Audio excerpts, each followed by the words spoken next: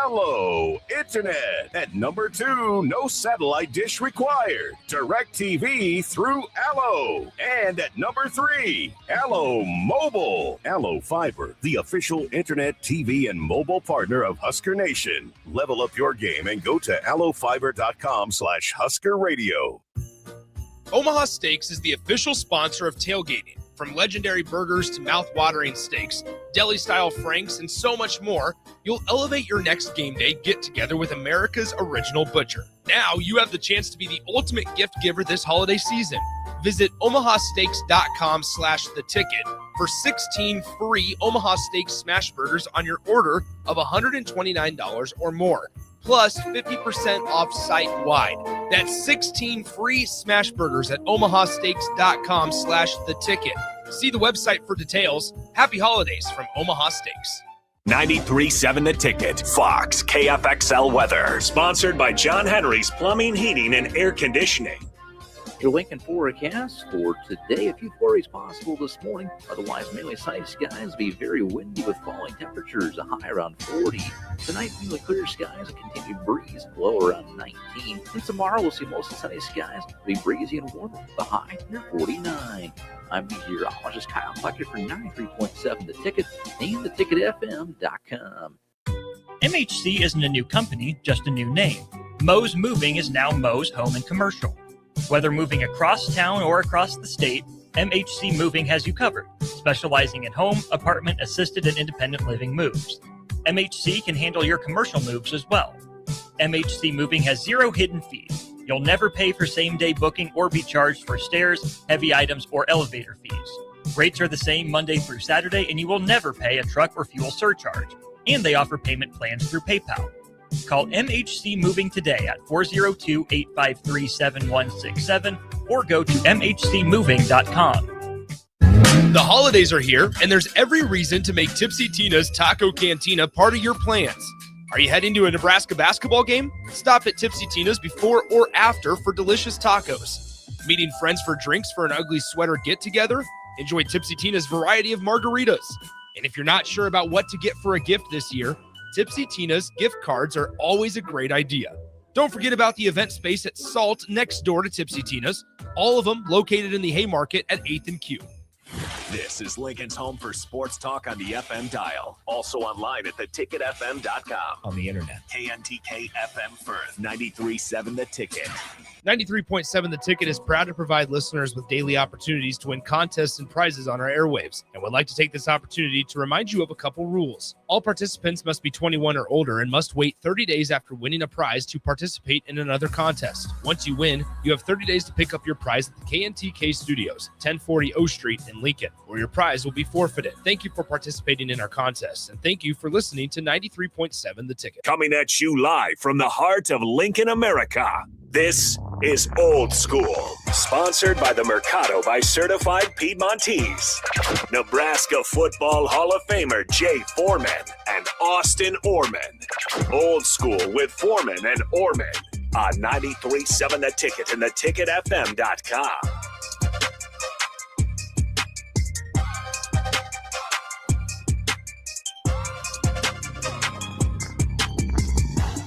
That is right. Welcome in. It is Old School 93.7 The Ticket and theticketfm.com. As always, Austin Norman and Jay Foreman with you 3 to 6 weekdays here at 93.7 The Ticket and theticketfm.com. Brought to you as always by the great people at the Mercado by Certified Piedmontese. They got all sorts of great holiday specials. You might have heard the spot running. Different ones pretty much every day now through the end of the holiday season. Check them out online, themercadobutcher.com, or you can also take a look at their social media pages. Big shout out to the folks at the Mercado. 3 Lincoln locations and 1 up in Omaha.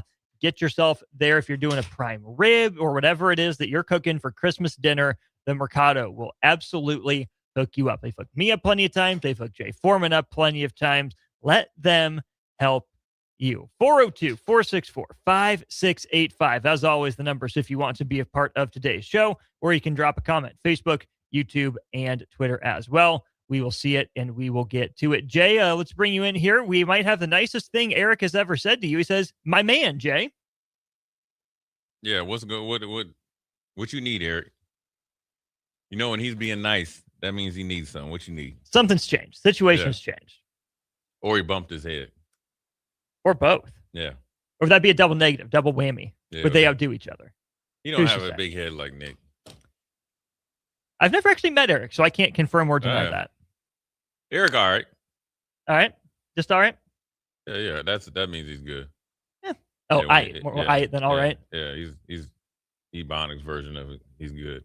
I get you. I'm on the same page now. Jay, college football playoff actually starts tomorrow. I know, crazy, right? We're on the eve. Yeah. Feels like it snuck up on you. With that in mind, I'm sure we'll talk more about it tomorrow. But before any of the action actually kicks off, your top head coach and quarterback duo in the college football playoff is who? I mean, without a doubt, it's Kirk Cignetti and Mendoza.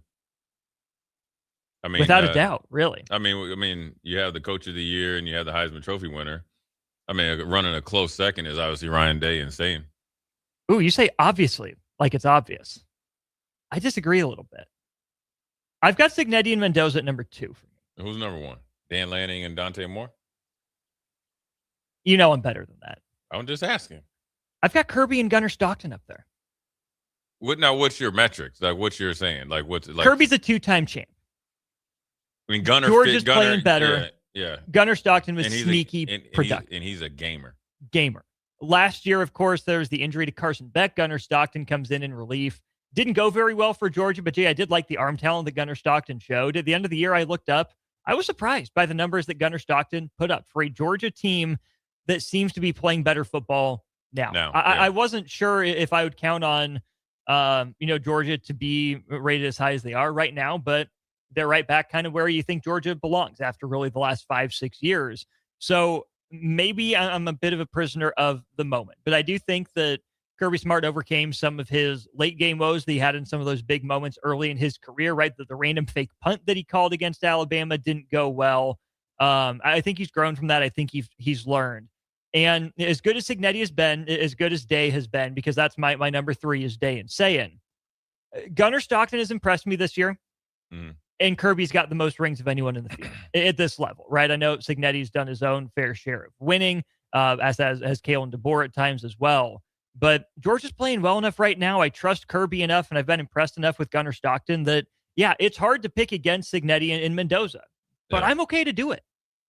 Yeah, I mean, I think when you look at it with Gunnar Stockton, I mean, it's not going to be sexy, but I will tell you, under pressure, and when you need him to play well, big throw, comeback games. I mean, you think about Tennessee game, they were, struggling a little bit, and he got busy. Then obviously when he came off the bench out there with Carson Beck last year, I think it was more of his legs, but he's grown as a passer. They've addressed some of the issues on the wide receiver position that were woeful last year as far as drops. And they got that running game going, and he fits. They're probably, I mean, he fits what Kirby wants in a quarterback. And I think has more talent than his either stats or what they let him do would show. And I mean, you're not going to get this far or into the college football playoff without having a good head coach quarterback combination. But when you think of what you said, Kirby and Gunnar, obviously Cignetti and Mendoza, and obviously Kirby probably gets a little bit more credit just because of the championships, and then Ryan Day and Sayin. And, maybe a close fourth is Dan Lanning and Dante Moore. I'm not really sure. I think Dante Moore I think I can envision him being a better pro than college quarterback. I think he has so much more room to grow. Okay. That he'll, obviously in the right system. I mean, you go to Cleveland Browns, you might as well just plan on retiring in 5 years. But kind of reverse Kyler, maybe? Yes. I think Kyler peaked in college. Definitely. And I think Dante Moore will peak in the right situation in the pros. And who knows? It could be great the first couple of years. And he'd be like C.J. Stroud. You have a porous offensive line, and now he's starting to come back out of it right now. And but the combinations are going to be key. The matchups are going to be key. It's going to be interesting, man. Just starting it tomorrow. I mean, you got to think also. Let's not forget with Venables and Mateer, if he's able to play. If he's fully healthy, Mateer, like when he's on one early in the year, Mateer. Yeah. But I still wouldn't have them top 3 because I don't like Venables that much. But no. But it's closer than farther away. Sure. Yeah. And also Mateer, when obviously is healthy 100%, he makes up that difference from Venables. You know what I'm saying? Because he is a problem Sure. with his legs and obviously throwing.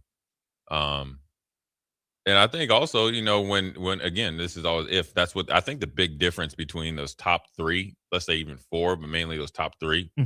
Let's say even four if you want to just be nice and put Lanning and have they earned it? There. Have they earned being in that discussion? They have. They're Okay. they're in there. They get a home game. That means sure they should, right?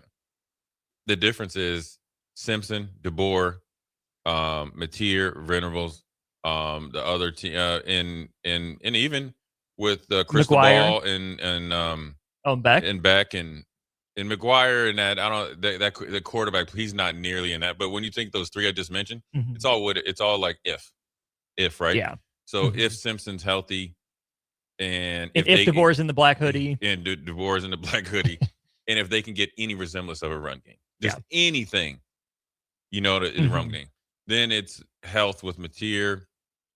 Probably a stretch as far as coaching acumen and credibility with Venables, right?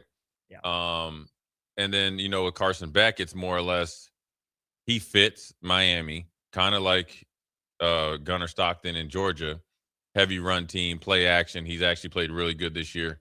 But you got all a crop of young receivers because the two losses that they have when you need a drive is kind of miscommunication. It was mainly on the guys on the outside. Yeah. So that's the big difference. The continuity and efficiency between those top three, and even put top four in there. That's the difference between the teams that we just talked about and then obviously the other teams right now obviously playing this weekend. The intriguing team to me is going to be to see how Pete Golding handles the moment for Ole Miss. Trinidad Chambliss, I think has blown away anyone's wildest dreams for what he could have been. Back up to start the year, Austin Simmons, in and out of the lineup, more out than in. Chambliss has played really well. He's helped elevate that Ole Miss squad, Jay. But how did they respond to this moment? Ole Miss is one of those teams that's been knocking at the door of the playoff, but never made it in. So I'm really curious to see if Chambliss is legitimately that good. Sure, he played in the SEC. Yeah, you're probably that good. Now this is the best of the best. Yeah. You get a Tulane team that's going to come out super motivated. I would think, even with Summerall having taken the new head coaching job to avenge a loss from earlier in the year. Tulane's been on a similar stage to this before, faced a team that I would say is probably pretty similar to this Ole Miss team in a lot of respects. In that USC team, they beat in the Cotton Bowl. I know that was a few years ago now, but I'm a believer in program DNA. I think there's something there, and I'm really curious to see if Golding and Chambliss specifically, if we talk about the duos, can lead maybe an Ole Miss surprise run, or if the moment's going to be too big for them. Yeah, it's going to start off this weekend. You're going to see, clock management and game time situational football. Obviously decisions are going to be huge. Obviously, I think they've beat Tulane before. Obviously, it's harder to do it again. I think they have a little bit, even a more of a leg up with the coach about to be the head coach at Florida, even though he's doing a solid for Tulane. It'll be interesting to see how Golden goes from defensive coordinator, which is very singular focus, right? And to now you have to manage the whole game, but then also you have a little bit of bias that you're still kind of really invested in the defense. Now you can do that because Lane did that. The opposite was the offensive coordinator, right? But you don't have any games underneath your belt. You don't even get a chance we were talking about. We don't have to continue talking about Sharon Moore, where he got 2 games or 3 games here when Harbaugh was suspended. So he had no kind of, hey, I'll let you coach this game. Now it's just surprise. You can take this over. It'll be interesting to see how he does. I think they do have DNA there. I think one of the sneaky things that Lane did that people don't give him credit for is he really put a lot of funds and thought into the defense. He knew he could handle the offense. And you got to think with Simmons and Trinidad, you got to think Trinidad, I think, was a D2 last year, right? Fair State, which is a really good program. Great program. Right. So it's not that far off from SCS and, but it's a really winning program. And Simmons is probably the better pro prospect, but this guy came in and really took over when Simmons was banged up. Now look at him. And that's where that DNA of recruiting very well, developing really well. The system is the same. So the continuity at least get you through round 1. Now to make a magical run, it's really going to fall on the rookie head coach. And it's a super rookie head coach. Right. Because you just went from, you didn't have an off season. You didn't have 3 months. No. You had like 3 weeks, Right. not even if that. And it wasn't ideal 3 weeks because you didn't even know who was going to be on your staff up until maybe a week after Lane left, right? And you had to kind of negotiate to get Weiss back. And how much is he really invested? So there's a lot of things working against Ole Miss, but the one thing that is working with them is they got all the players they retained, and they are trying to focus on having a magical year. I saw something where it's going to bring $70 million to Oxford as far as hosting the game. So not only will they be winning on the field, ideally for them, but then obviously the economy as well. Well, that goes to show you the power of a home game in this That's why it's playoff. so important. It's huge. I mean, the bye is great, and we talked about this last year, and I'm sure we'll talk about it as we continue and see how the second round games go. The importance of a bye at a time like this, there's an argument to be made that that's nice. But then, Jay, think about the difference between a bye in college football and a bye in the NFL. The bye in the NFL is 1 week. Yeah. Bye in college football is a month. Yeah. That's a big difference. Some teams use it better than others, and we can really see how they used it and how it affected them more after the game than before the game. Having to continue playing is a lot, but even these teams that have to play in the first round had a couple weeks or a few weeks to regroup. So it's kind of like everyone gets a bye, then there's a super bye. Yeah, and sometimes if you're playing well, you want to keep playing. You want to play in that first game. If you're not, you want to kind of get happy and healthy, and see where you're at. So how you handle, I guess, I call it mini celebration of getting the bye. I don't know if you get more money in the next round as far as the share of the, if you're hosting or not. But it's going to be interesting to see moving forward how teams, once they figure out maybe they're not going to be the 1 or 2 seed, the fight for the 3rd and 4th seed moving forward. Yeah. Because it's going to take a lot of posturing and maneuvering to control the media, control the narrative. Style points will make a lot of headway, and who's on the committee to get you in there, because you're not only thinking about more money for your team. I don't know if you get money for hosting those games and from the college football playoffs, NIL or whatever, but you're thinking about the local economy here. Just thinking about right now, if Nebraska was getting ready to play so-and-so on Friday or Saturday night. Imagine how juiced up we'd be. This place would be crazy right now. Off the chain. It would be people taking weeks off. Yeah. And let alone if it was a cold game, it would be really off the chain because we'd think we'd have a really, really big advantage.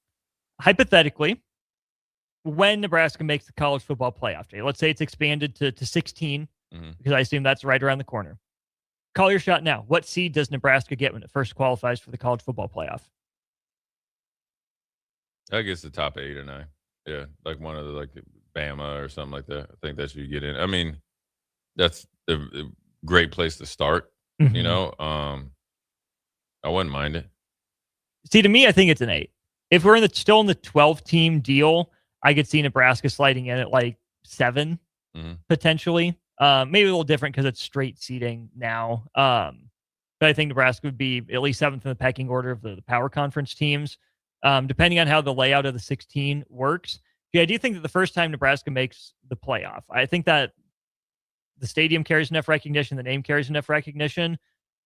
If it's between 8 and 9 for Nebraska, you're getting 8. They're getting 8. You're getting 8. Yeah. And it'll be so much pressure because you had actually done the work to deserve 8 by that time. I mean, you dug yourself out of the depths of hell and obviously been pretty consistent, and you had to have gotten or had to have beaten a decently high-ranked team on a national TV game, not on some 11 o'clock on FS2 or something, right? You made some noise, and then you were able to complete the mission at the end of the season as well. So, yeah, I mean, Nebraska, I think everybody's waiting for it to happen. That's why this year was such a big deal. Everybody was waiting for it. I mean, it was a great opportunity. A lot of things would have had to happen the right way that sometimes didn't. But, look, they're closer than they are farther, which is great. But the hard thing is to get from closer to arrived is probably the hardest part to do. When you look at this college football playoff field, Jay, who's under, aside from, say, Tulane and James Madison, who's playing with house money in the college football playoff? Ooh, I would say Ole Miss. And I say Ole Miss because you've had you had a legendary season for them. You went through some turmoil and drama. and you're playing a team that as long as you don't go out there and lose the game, that you're going to get past it to the second round. So, and if you lose, you have you can blame Lane. You'll take all the credit for success. Pete Golden will get the credit for success. You lose, it's Lane's fault because he left Ole Miss when everything was set up for him here, and it distracted the team. Versus Oklahoma or Alabama. DeBoer would get probably some people, sending mail to his house if he loses. And then you look at the other side. I wouldn't say Oklahoma backdoor their way in it, but they Brett Venables was on the hot seat for a little bit. Now it's really cooled off. So you're really still on a lukewarm hot seat still. So if you lose one, you turn it down from level 2 to level 1. And you're at home. Yeah. You lose that game at home. I would say in terms of house money, Ole Miss came to mind first for me, but I do think there's an element of are we really this good without Lane? Because Ole Miss hasn't had that much success, right? It was Hugh Freeze cheating era. Yeah. And what? In our lifetimes. Nothing. Really. Ole Miss has never been a because they weren't even good when they had Eli. Right. Nebraska saw them when they had Eli. Yeah. Down in Shreveport. And it's to that point that on the one hand, because of that fact, there shouldn't be much pressure on them. Okay, you made it. But they've been knocking at the door for so long. Yeah. I can see a world where Ole Miss fans say, or at least have that question in the back of their mind, where do we go from here? Like, we like Coach Golding, but we know that Lane got us there. We're knocking on the door. Will we ever be back? Yeah, Oklahoma should be back. Yeah. But for them, I think they have the easy built-in excuse of, well, Mateer's still playing hurt. Yeah. He pushed through it. Shout out to our defense. But look at this. The committee gave us a close. rematch. And we it's hard to beat a team twice. Right. Well, we'll be back. We trust. I mean, we're Oklahoma. It's the first time we made it in a while, but we've been here. And we'll be back. Best part, Texas didn't make it. So then now you are playing with really house money. That's what I'm saying. To me, Oklahoma's the house money team right now. Yeah, you got some excuses, but then that's probably the most unique game, because going on the road to Oklahoma, even though you got to beat them twice, that's a hard feat going on the road, and you haven't been playing well. So a lot of things that would have to gone right for Alabama in the last 2 or 3 weeks to put on a better performance. At Oklahoma, somehow, some way, you're going to have to get Ryan Williams out of his own way. That hasn't happened all year. Let alone you're going to have to try to run the ball against that defense on the road. But the fan base, the alumni, the powers that be, they feel like they're Alabama. You could go to Mars and beat a bunch of aliens. You know what I'm saying? So that's the pressure that they're on. But Oklahoma is a little bit house money. But that Ole Miss thing is going to be interesting, because the easy thing is to blame Lane. And also he's very blamable. You don't say. But then, I still think that they have house money, because say that there's, the game hinges on, a last play, but it was probably set up in the second or third quarter by mishaps of maybe burned a timeout or situational football, or didn't, ask for a replay or on a first down or something from Golden. You have the built-in excuse of Lane Kiffin. You do. And so everything for him is only going to be positive. It's his first time being a head coach. Yes, he's trained under Nick Saban and obviously Lane, but doing it in the live in effect without any offseason or obviously preseason, which would be spring ball, favors well for built-in excuses. The way that things have gone for Ole Miss, I'm kind of rooting for them to make a run to probably the semis, right? Because beating Tulane, they're expected to. They're relatively large favorites coming up on Saturday. But then if they get a shot at Georgia, they beat Georgia, at least they have, okay, we gave it our best shot, right? We weren't just Lane. There was resolve on the team. We feel confident about the future under Coach Golding. If you just beat Tulane, it would have been, kind of, dare I say, kind of Penn State-ish. I mean, Penn State made it one step further. But, okay, well, you took care of business beating the teams you were supposed to. How big of an accomplishment will their fans really think it is? Certainly more at Ole Miss than at Penn State. Yeah. But I think if Ole Miss, if this is it for them, and they don't make the playoff again in the 2020s, or they're borderline and they're left on the cutting room floor, for their fans' sake, I would like to see them win too. Yeah. Yeah. I mean, it's, but also, here's the other kind of, I guess, caveat or whatever you want to call it. let's say they go and do what you said. They make a run to the semifinals. Say they get to they get to the Final Four. Let's say they're facing Ohio State. Right. Does LSU have any buyer's remorse? We went through all that. We changed it. We definitely won't be getting to be able to fire him for cause for obvious reasons. Right. And then he's like, here's Al Golden took this team after you didn't kind of Pete Golding. Or Pete Golden, excuse me. I think Al Golden. Notre Dame. Or actually, I'm looking at the Bengals right now on ESPN. But so he's able to take a team that you ripped the fabric from offensively, piece together a roster, reshape the defensive kind of roster or coaching roster, and we win 2 games in the college football playoffs. See, we're better off without you. Better off without you. All Ewing theory. All that stuff you had, now somebody else is going to come in and appreciate it. The flip side of that question, Jay, is who's under the most pressure? Let's take a break. We'll talk about who's under the most pressure in the college football playoff when we get back to Old School. You're listening to Old School with Jay Foreman and Austin Orman. Download the mobile app and listen wherever you are on 93.7 The Ticket and theticketfm.com.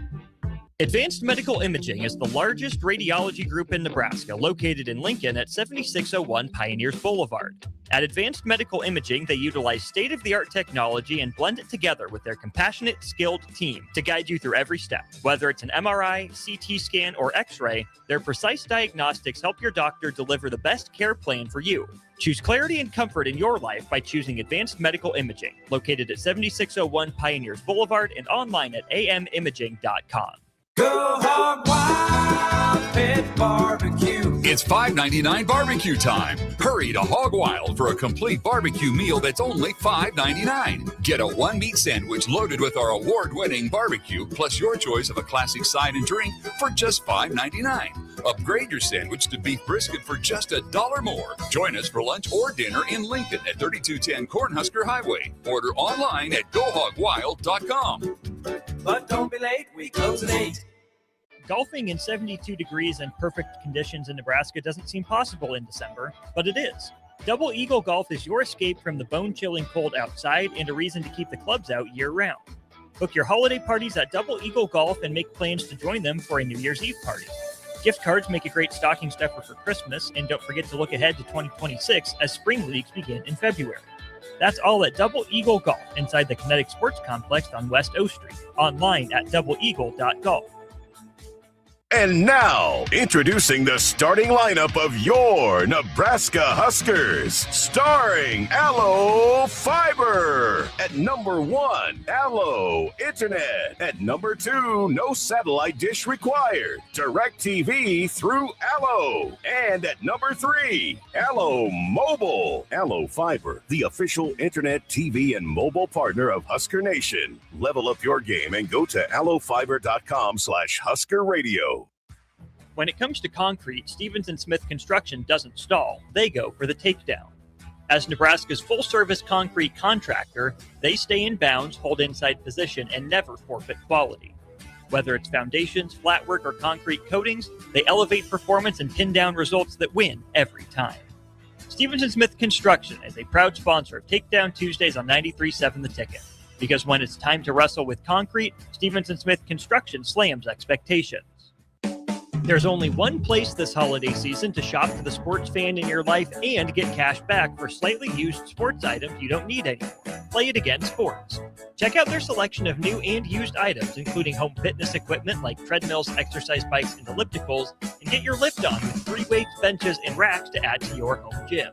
And don't forget, if you have anything slightly used to trade in, they'll give you instant cash. Holiday shopping starts and ends at Play It Again Sports at 48th and Vine. Comfort food, but make it vegan. At Rutabagas, they're serving all your crave-worthy classics. Mac and cheese, loaded nachos, Philly cheesesteaks, all 100% plant-powered and 100% delicious. Catch them at their cozy spot at 70th and Vine, or find their food truck rolling through the streets of Lincoln. So whether you're vegan, veg-curious, or just hungry for comfort food with a twist, Rutabagas has a plate waiting for you. Find them on Instagram for their food truck location and specials. Rutabagas, where comfort meets compassion. When we're building homes for people, we're really trying to advise on the things that are going to create value so that when they go to sell it, they're going to have equity so that they can go build their second home. Bob Benish is the founder and president of Aspen Builders, online at aspenbuildersinc.com. You know, the year has been a great year for Aspen Builders. We have had many repeat customers. We've been very blessed with great office staff, with great employees, and great subcontractors. We worked with a lot of new people building their dream home. We've built some great relationships. A lot of those relationships will continue. We'll be building them another new home down the road. So I'd like to take this time to wish all of our past customers and our future customers a very Merry Christmas and a Happy New Year. Make your dream a reality and call Aspen Builders at 423-6811. Online at aspenbuildersinc.com. Your dream home is waiting at Aspen Builders. At Koppel, during the holidays, we take time to cherish our terrific staff, community, and loyal customers that continue to drive that money-saving mile to Louisville, Nebraska. Hi, this is Sean Callahan. I can proudly say I bought my car at Koppel. If you are in the area, I invite you to stop by Koppel Chevrolet GMC's offices in Louisville or check them out online at koppelcars.com. On behalf of Koppel Chevrolet GMC, Merry Christmas and safe travels to all. Have you heard about Advanced Medical Imaging Surgery Center? Located at 7555 Pioneers Boulevard, Advanced Medical Imaging Surgery Center offers compassionate, patient-focused care and provides outpatient surgery services, making it possible to have non-emergency surgery and return home the same day. Advanced Medical Imaging Surgery Center specializes in cardiology, vascular radiology, orthopedics, pain management, and much, much more. Give them a call today at 402-261-1085 or online at amimaging.com. Back to Old School with Foreman and Orman on 93.7 The Ticket and theticketfm.com.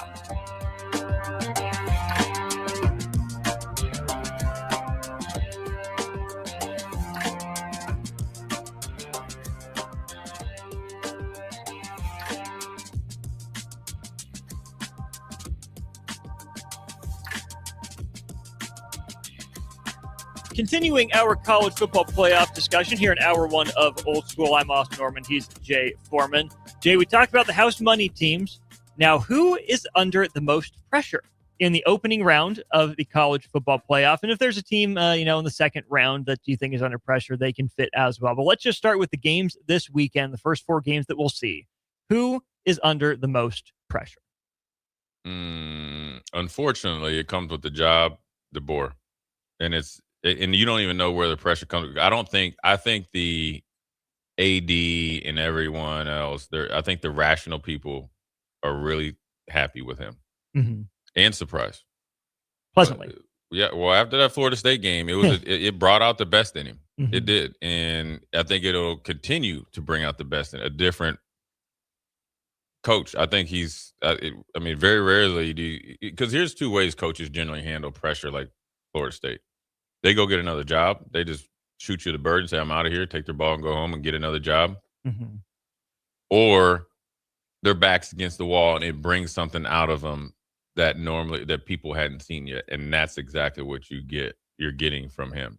But I think he's still under pressure from, Paul Finnenbaums and all these other guys that probably never were truly sold on him. And they aren't the decision makers, but just but their voice carries weight, whether it should or not. It's the same, but in the fans, the same fans that are realistically thinking Alabama should be undefeated and be, number one in the college football playoff rankings, and they should never lose a game. No game should be close as 20 points. So it's I think, that's where the pressure comes from. Everybody else, I think everybody else is pretty satisfied where they're at. You got to leave Brett Venables alone. He's in there. He's hosting the game, so that kind of lets him get some leeway. And, of course, Dan Lanning is fine. Ooh, see, I'm going to push back on that. So you think he has pressure from the powers that be? Or just pressure? Pressure in general. Not he's in no danger of losing his job. Cubsker says, I'm feeling kind of confident about Oregon losing this weekend. It feels like a problem if Oregon can't play their three best wideouts. Oh, if they lose this weekend? Oh, he under pressure. But they're not going to lose. No. But not at home. Big ol' if they lose at home to a James Madison team that played one Power 5 team in Louisville and got manhandled in the trenches, it's a problem. Here's why I say Oregon. I don't think there should be a bunch of pressure on him, but it's in the back of his mind and a bunch of his players' minds, we were the one last year and we got knocked out.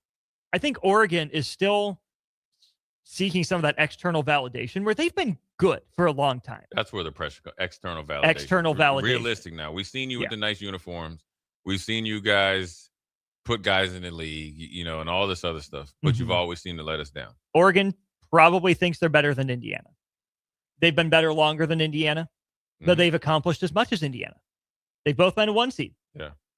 And that's it. That's all both franchise programs both have won the Big Ten, too. Right.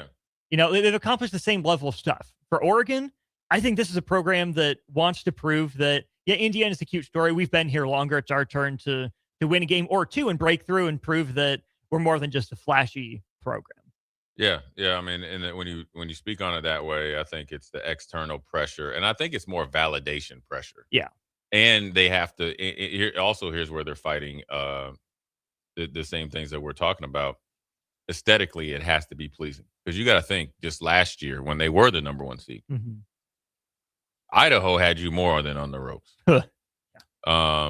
You kind of got lucky against, with that whole thing you did against Ohio State with the running the clock off, and then you couldn't get another play. They couldn't get another playoff. It was like they changed the rule right away. Right. And then how you just got trounced against Ohio State. You just got obliterated. Yeah. And start to finish. And embarrassed. And quite frankly, Penn State gave you all that you could handle in the Big Ten championship. So you are fighting that external pressure of how are you in a big time moment against like opponents. Now, if they only squeak by James Madison by like 9 points, you under more pressure next week. And so they're fighting the unknown pressure, and then they're fighting their own pressure within themselves. Yeah. And you're fighting some program pressure because you can't live and die anymore.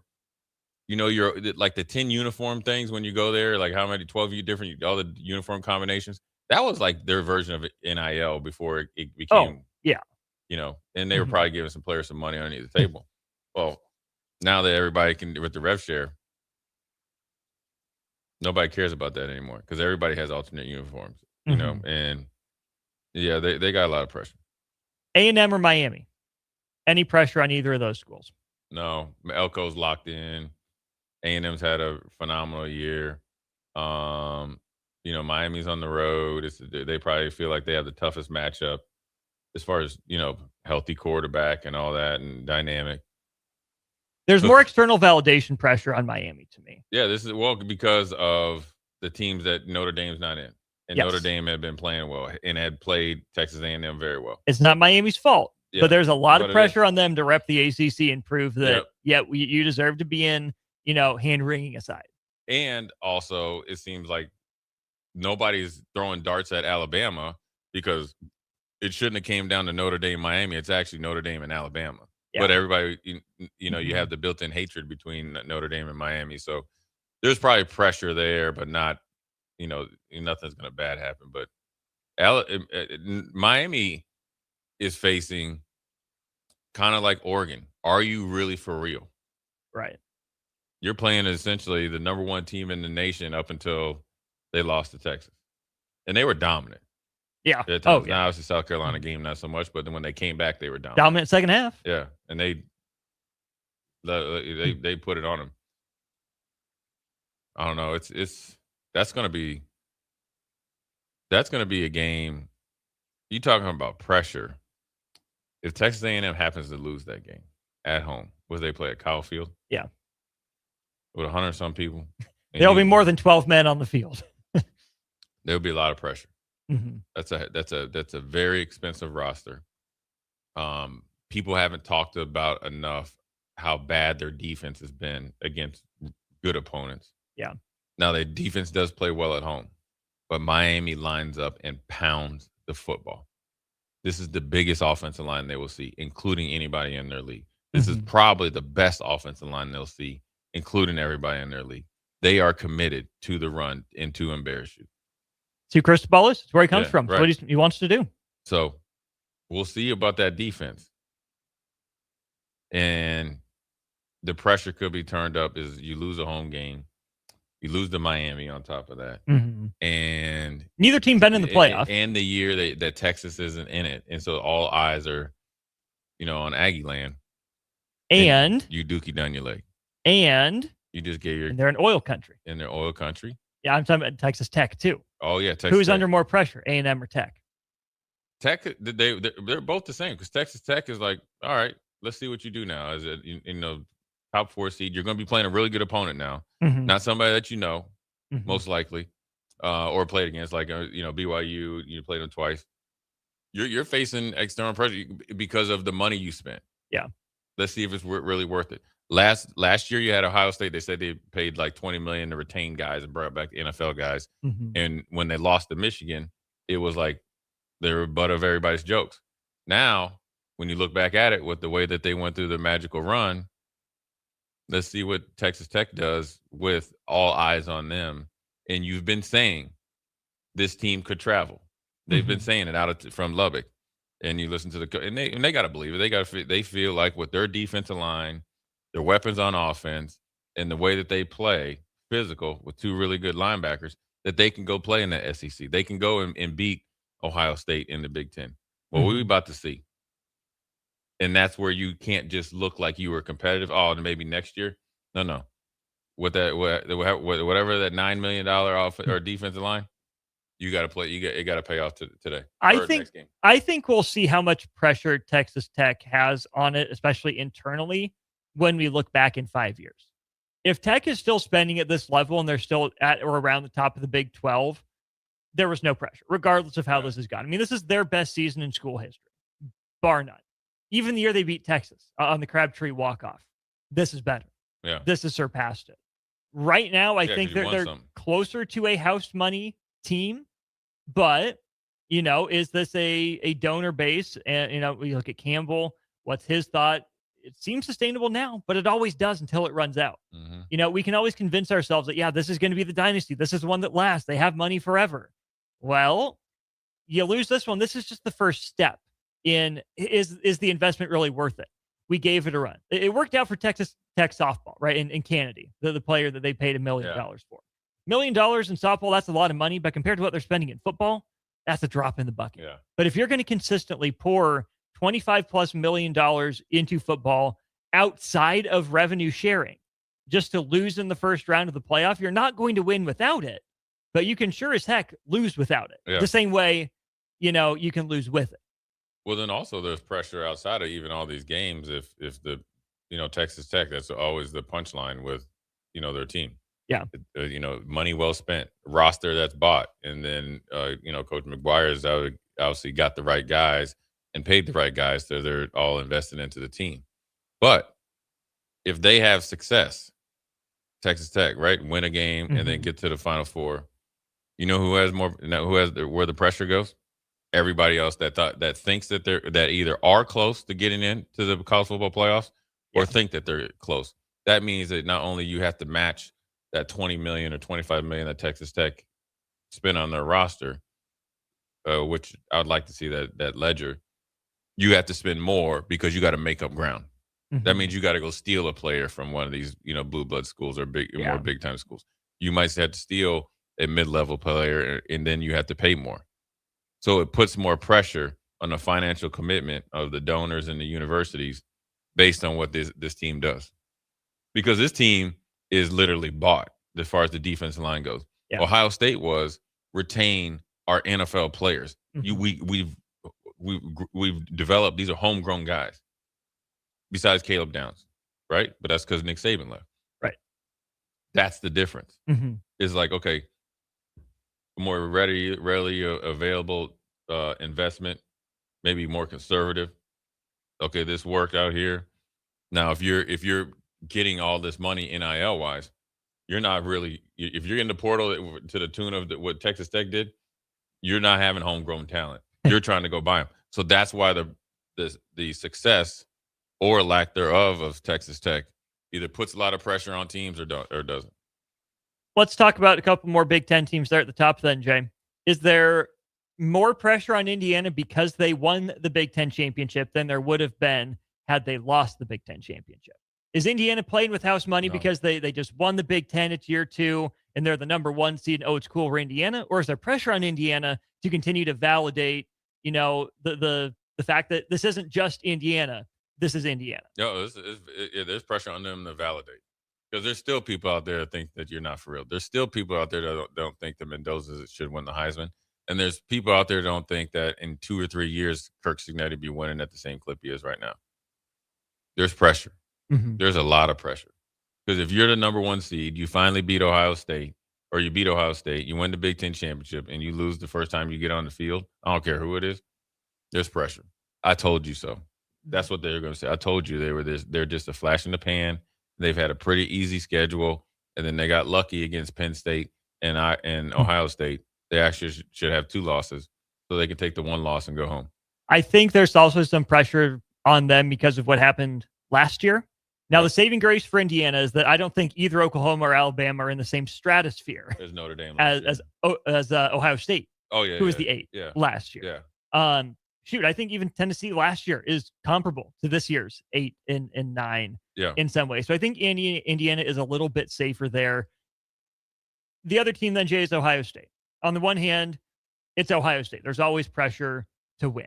The added element of pressure is, let's say that Ohio State gets bounced by the winner of Miami and A&M. They look rusty, kind of like Oregon did last year.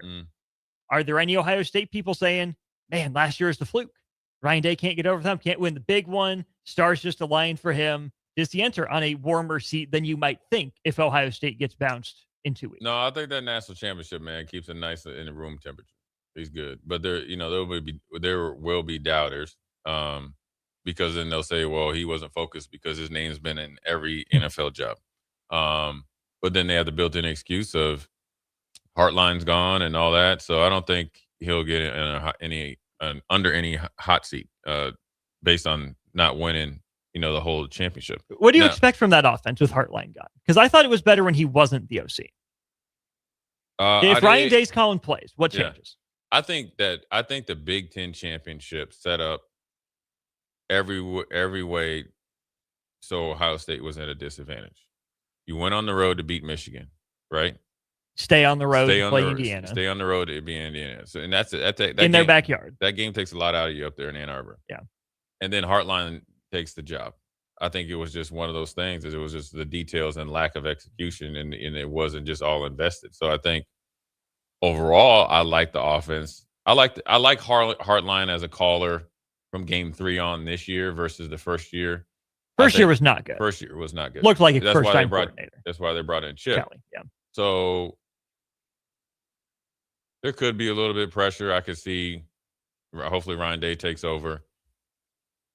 I don't think there's any pressure. Now, I will tell you, like I was going to say, if they had lost to Michigan, and then they lose, and if they lost the second round, because if they lost to Michigan, they wouldn't be hosting. Right. So let's say they were either playing this first weekend, they'll lose to Michigan and maybe don't look either you lose this game or don't look good and get trounced the next round. Oh, there'd be some smoking. There would be a little bit of the hot seat, some hand wringing. Oh, it would be because you had lost to Michigan 4 or 5 times in a row. You're so good on offense. I mean, then you lose 2 in a row to Ohio State. Yeah, it probably wouldn't be very good. I will say the least pressure is on James Madison as the last team in the field, arguably. Jay, the last time James Madison was in a tournament, they were a 12 seed and they knocked off a Big Ten team. That was James Madison over Wisconsin in the opening round of the NCAA tournament a couple of years ago. I remember that. Yeah. So watch out for the Dukes. They're right where they want to be. Yeah, they'll be or competitive. Something like that. They'll be competitive. Also, I think there's no pressure on Tulane either. Everything is just hunky-dory. Coach is going to coach this last game. Let's go out there and give them one last good show. Ole Miss about to buzzsaw you. Sorry to tell you. You thought it was bad this time. We're gonna run it. We're gonna ring that bell on you. Now we're just mad. Yeah. It's not your fault, but got to mercy kill you. That's right. He's Jay Foreman. I'm Austin Norman. This is Old School. Your chance to win $30 to Buffalo Wings and rings for the trivia question after this. Watch Old School live on Facebook, YouTube, or Twitch. Old School with Foreman and Orman on 93.7 The Ticket and theticketfm.com. MHC isn't a new company, just a new name. Mo's Moving is now Mo's Home and Commercial. Whether moving across town or across the state, MHC Moving has you covered, specializing in home, apartment, assisted, and independent living moves. MHC can handle your commercial moves as well. MHC Moving has 0 hidden fees. You'll never pay for same-day booking or be charged for stairs, heavy items, or elevator fees. Rates are the same Monday through Saturday, and you will never pay a truck or fuel surcharge. And they offer payment plans through PayPal. Call MHC Moving today at 402-853-7167 or go to mhcmoving.com. This changes a lot as you get older. Dreams of video games, remote-controlled cars, and baseball gloves turn into dreams of shoes. You know, practical things. Brown's Shoe Fit is the king of shoes in Lincoln, with brands like Sorel, UGG, Brooks, Hoka, and more to make you fashionable and comfortable. Grab a new Ridge wallet or buy 3 get 1 free on Smart Wool socks for the ultimate stocking stuffer. And don't forget a reliable gift card for that hard-to-buy-for person in your life. Brown's Shoe Fit at 66th and Q in Lincoln. Omaha Steaks is the official sponsor of tailgating. From legendary burgers to mouth-watering steaks, deli-style franks, and so much more, you'll elevate your next game day get-together with America's original butcher. Now you have the chance to be the ultimate gift giver this holiday season. Visit omahasteaks.com/theticket for 16 free Omaha Steaks smash burgers on your order of $129 or more, plus 50% off site-wide. That's 16 free smash burgers at omahasteaks.com/theticket. See the website for details. Happy holidays from Omaha Steaks. Advanced Medical Imaging is the largest radiology group in Nebraska, located in Lincoln at 7601 Pioneers Boulevard. At Advanced Medical Imaging, they utilize state-of-the-art technology and blend it together with their compassionate, skilled team to guide you through every step. Whether it's an MRI, CT scan, or X-ray, their precise diagnostics help your doctor deliver the best care plan for you. Choose clarity and comfort in your life by choosing Advanced Medical Imaging, located at 7601 Pioneers Boulevard and online at amimaging.com. The holidays are here, and there's every reason to make Tipsy Tina's Taco Cantina part of your plans. Are you heading to a Nebraska basketball game? Stop at Tipsy Tina's before or after for delicious tacos. Meeting friends for drinks for an ugly sweater get-together? Enjoy Tipsy Tina's variety of margaritas. And if you're not sure about what to get for a gift this year, Tipsy Tina's gift cards are always a great idea. Don't forget about the event space at Salt next door to Tipsy Tina's, all of them located in the Haymarket at 8th and Q. And now, introducing the starting lineup of your Nebraska Huskers, starring Allo Fiber. At number 1, Allo Internet. At number 2, no satellite dish required. DirecTV through Allo. And at number 3, Allo Mobile. Allo Fiber, the official internet, TV, and mobile partner of Husker Nation. Level up your game and go to allofiber.com/Husker Radio. Don't be fooled by the typical holiday ads this year. A new car for your significant other is a dream, but not a likely reality. Why not upgrade the current car you have with a detail? This year's hot item is a gift certificate from Nebraska Auto Detail to make your car look and smell fully refreshed again. We all have clutter and we all make messes, but it doesn't have to stay like that. Give the gift of a clean car this holiday. Buy your certificate at nebraskaautodetail.com or call 402-601-5086 for an appointment today.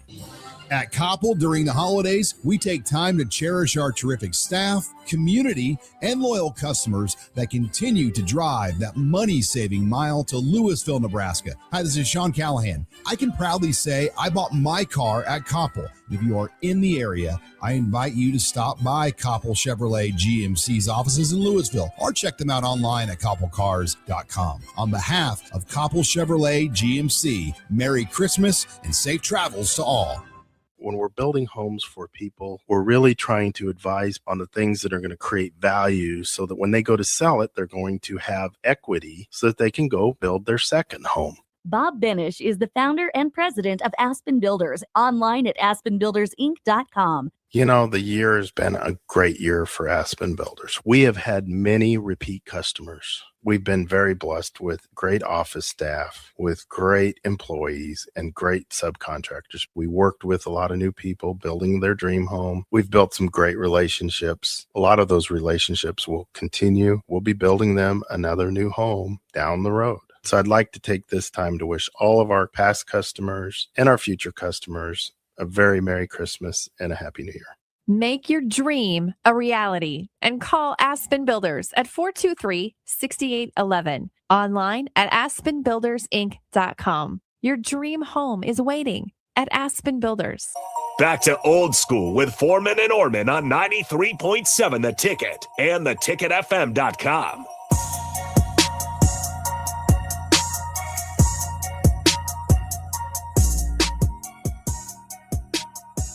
Wrapping up hour one of Old School here on Tuesdays and Thursdays. I'd like to shout out our friends at Buffalo Wings and Rings. 2 Lincoln locations. Got one just down the block from us at 68th and O. The other one down at 40th and Old Cheney. Your chance to win $30 to Buffalo Wings and Rings. Got a trivia question for you. We will do the old-fashioned favorite over, under, or push.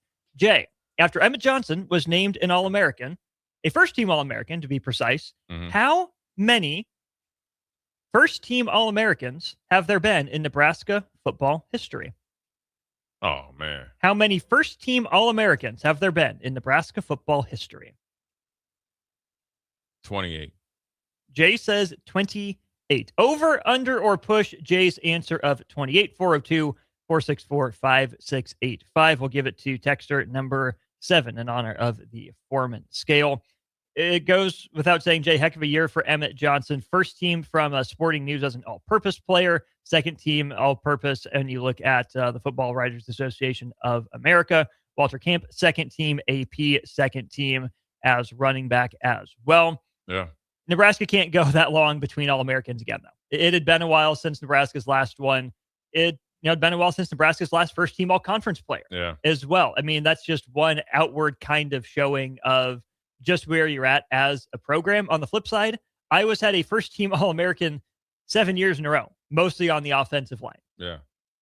Yeah, I mean, and they've been more consistent as far as winning. And winning obviously a decent number of games every year. So I think that's remedied if you win. So that's where everybody thinks, okay, we just need to go get 5-star kids, and then they'll eventually be, I call it the Chia Pet syndrome. Put water on them, that you don't have to do anything. Just let them sit there, and then they're going to be automatically an All-American. There's probably, a lot of more 5-star guys that end up being bust and not reaching potential versus guys that do. So what I'm saying is you still got to develop them, and part of developing is getting them to understand winning brings you more individually, but more importantly, it brings everything to everybody else collectively. The answer is over. Jay, you were about 25% of the way there. Per Nebraska football's tweet, Emmett Johnson becomes the 111th first-team All-American in Nebraska football history. I can see that. I was going to say even 40, but there'd be a time that there was a run where Nebraska had at least one for decades. It felt like like 20, 30 years. Yeah. So it's not all the same guys. And there's time that they had multiple too. I can see that. I was definitely off on that one. Yeah, that's sorry, all right. Callers. That's right. Brian, you are the winner. We'll get in contact with you 30 days to come in and pick up your prize. Again, that prize, $30 to Buffalo Wings and Rings.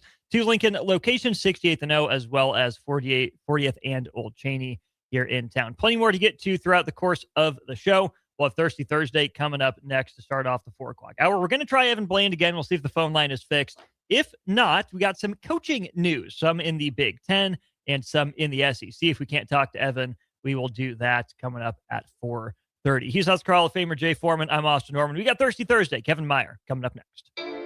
You're listening to Old School with Jay Foreman and Austin Orman. Download the mobile app and listen wherever you are on 93.7 The Ticket and theticketfm.com.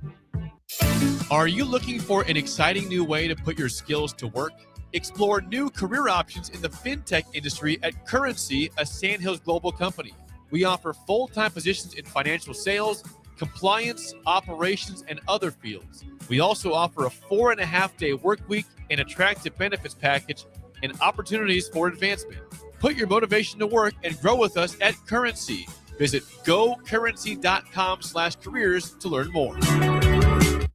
Rick Heyman here from Sauter Heyman Jewelers. I want to personally thank our great customers for voting us once again the best of Lincoln. At the same time, we're celebrating our 120th year in business in the great state of Nebraska. You can count on Sauter Heyman for the very best quality, value, and customer service. When it comes to your jewelry needs, visit us at South Point, Grand Island, and the Outlet in downtown Lincoln. Visit us today at sauterheyman.com, and thank you for your continued trust after all these years. Comfort food, but make it vegan. At Rutabagas, they're serving all your crave-worthy classics. Mac and cheese, loaded nachos, Philly cheesesteaks, all 100% plant-powered and 100% delicious. Catch them at their cozy spot at 70th and Vine, or find their food truck rolling through the streets of Lincoln. So whether you're vegan, veg curious, or just hungry for comfort food with a twist, Rutabagas has a plate waiting for you. Find them on Instagram for their food truck location and specials. Rutabagas, where comfort meets compassion. MHC isn't a new company, just a new name. Moe's Moving is now Moe's Home and Commercial. Whether moving across town or across the state, MHC Moving has you covered, specializing in home, apartment, assisted, and independent living moves. MHC can handle your commercial moves as well. MHC Moving has 0 hidden fees. You'll never pay for same-day booking or be charged for stairs, heavy items, or elevator fees. Rates are the same Monday through Saturday, and you will never pay a truck or fuel surcharge. And they offer payment plans through PayPal. Call MHC Moving today at 402-853-7167 or go to mhcmoving.com. Your Christmas list changes a lot as you get older. Dreams of video games, remote-controlled cars, and baseball gloves turn into dreams of shoes. You know, practical things. Brown's Shoe Fit is the king of shoes in Lincoln, with brands like Sorel, UGG, Brooks, Hoka, and more to make you fashionable and comfortable. Grab a new Ridge wallet or buy 3 get 1 free on Smart Wool socks for the ultimate stocking stuffer. And don't forget a reliable gift card for that hard-to-buy-for person in your life. Brown's Shoe Fit at 66th and Q in Lincoln. When we're building homes for people, we're really trying to advise on the things that are going to create value so that when they go to sell it, they're going to have equity so that they can go build their second home. Bob Benish is the founder and president of Aspen Builders, online at aspenbuildersinc.com. You know, the year has been a great year for Aspen Builders. We have had many repeat customers. We've been very blessed with great office staff, with great employees, and great subcontractors. We worked with a lot of new people building their dream home. We've built some great relationships. A lot of those relationships will continue. We'll be building them another new home down the road. So I'd like to take this time to wish all of our past customers and our future customers a very Merry Christmas and a Happy New Year. Make your dream a reality and call Aspen Builders at 423-6811. Online at aspenbuildersinc.com. Your dream home is waiting at Aspen Builders. This is Lincoln's home for sports talk on the FM dial. Also online at theticketfm.com. On the internet. KNTK FM Firth, 93.7 The Ticket. When it comes to concrete, Stevens & Smith Construction doesn't stall. They go for the takedown. As Nebraska's full-service concrete contractor, they stay in bounds, hold inside position, and never forfeit quality. Whether it's foundations, flatwork, or concrete coatings, they elevate performance and pin down results that win every time. Stevens & Smith Construction is a proud sponsor of Takedown Tuesdays on 93.7 The Ticket. Because when it's time to wrestle with concrete, Stevens & Smith Construction slams expectations. The holidays are here, and there's every reason to make Tipsy Tina's Taco Cantina part of your plans. Are you heading to a Nebraska basketball game? Stop at Tipsy Tina's before or after for delicious tacos. Meeting friends for drinks for an ugly sweater get-together? Enjoy Tipsy Tina's variety of margaritas. And if you're not sure about what to get for a gift this year, Tipsy Tina's gift cards are always a great idea. Don't forget about the event space at Salt next door to Tipsy Tina's, all of them located in the Haymarket at 8th and Q. Advanced Medical Imaging is the largest radiology group in Nebraska, located in Lincoln at 7601 Pioneers Boulevard. At Advanced Medical Imaging, they utilize state-of-the-art technology and blend it together with their compassionate, skilled team to guide you through every step. Whether it's an MRI, CT scan, or X-ray, their precise diagnostics help your doctor deliver the best care plan for you. Choose clarity and comfort in your life by choosing Advanced Medical Imaging, located at 7601 Pioneers Boulevard and online at amimaging.com. Coming at you live from the heart of Lincoln, America. This is Old School, sponsored by the Mercado by Certified Piedmontese. Nebraska Football Hall of Famer Jay Foreman and Austin Orman. Old School with Foreman and Orman on 93.7 The Ticket and theticketfm.com. Welcome back in. It is Old School here, 93.7 The Ticket and theticketfm.com. And that's not Uncle Kev's special music. That's an oversight on my part. Let's play that man his music. Why wait until Friday to start your weekend? Go ahead, start right now. You're thirsty now, and 93.7 The Ticket is here to help you stock up. Just in time for the weekend when I like to hit the clubs. Time to broaden your horizons and try some new wine and beer. It's Thirsty Thursday with Kevin Meyer from Meyer's Cork and Bottle. All right, that's more like it. First day on the job, Austin? Kind of seems like it, doesn't it? We knew you were coming. I can blame Jake. Jay's on a different mic. I can blame Jake Sorensen. He's the one that usually does that, but it is my fault. I did not double check Jake's work, so I will wear it. So we're not having a pop. That was a little the clicky for Stricky. Little clicky for Stricky. Only he's not here, so it was a clicky. Hooray for Jay! There we go. He needed his theme music, man. I know. He's like prime time. I let him down. Kevin never lets us down. I let him down, Uncle Kev. It's not what you deserve. Headed into the holiday season, I apologize. You're fine, man. You absolutely. And you know, it's not that mistakes happen. It's how you react to them that ultimately makes the difference. Like I just spilled while I was trying to talk at the same time. So if we could get we'll clean up. All right. Clean up on aisle Kevin. That's right. That's right. Like that. Sounds like you're the busiest man in showbiz right now, Uncle Kev. Well, like the holidays, yeah. I mean, it's rocking and rolling in the wine business, that's for sure. So we've got, and it's weird because everything falls midweek, and so you got to prepare like basically a week and a half that you would normally prepare a week for, and then also triple down for it being the holidays. So yeah, you know, we're rocking and rolling. But holiday wine sale has started. And inevitably, you're going to get invited to a party, an office thing, somebody's home. You know, your father-in-law is a tough guy to buy for, whatever else. Well, the best thing you can do is show up with a bottle of wine. And because it's classy, it's, you know, kind of a one-size-fits-all. You can't go wrong. And you can save a few bucks by buying at Meyer's and shop locally, which is also important. Double whammy of positive things. Remind people the terms of your wine sale right now. Well, we've got, I want to say 80 different wines just on discounts. We've featured some things from all over the world, reds, whites, some drier, some sweeter, some bubblies, and just to kind of fit all palates, all occasions. And you can hit the website and see the list at www.meyerswine.com, or just stop on down to the shop, and we've got a great staff on hand to take care of you. Who on staff is the best at gift wrapping the bottles of wine? Well, is it you? Well, we're all males, and so Y chromosomes automatically prevent you from being able to gift wrap. But I did teach the guys how to curl ribbon. Nice. And so we have bottle bags, Mylar bottle bags.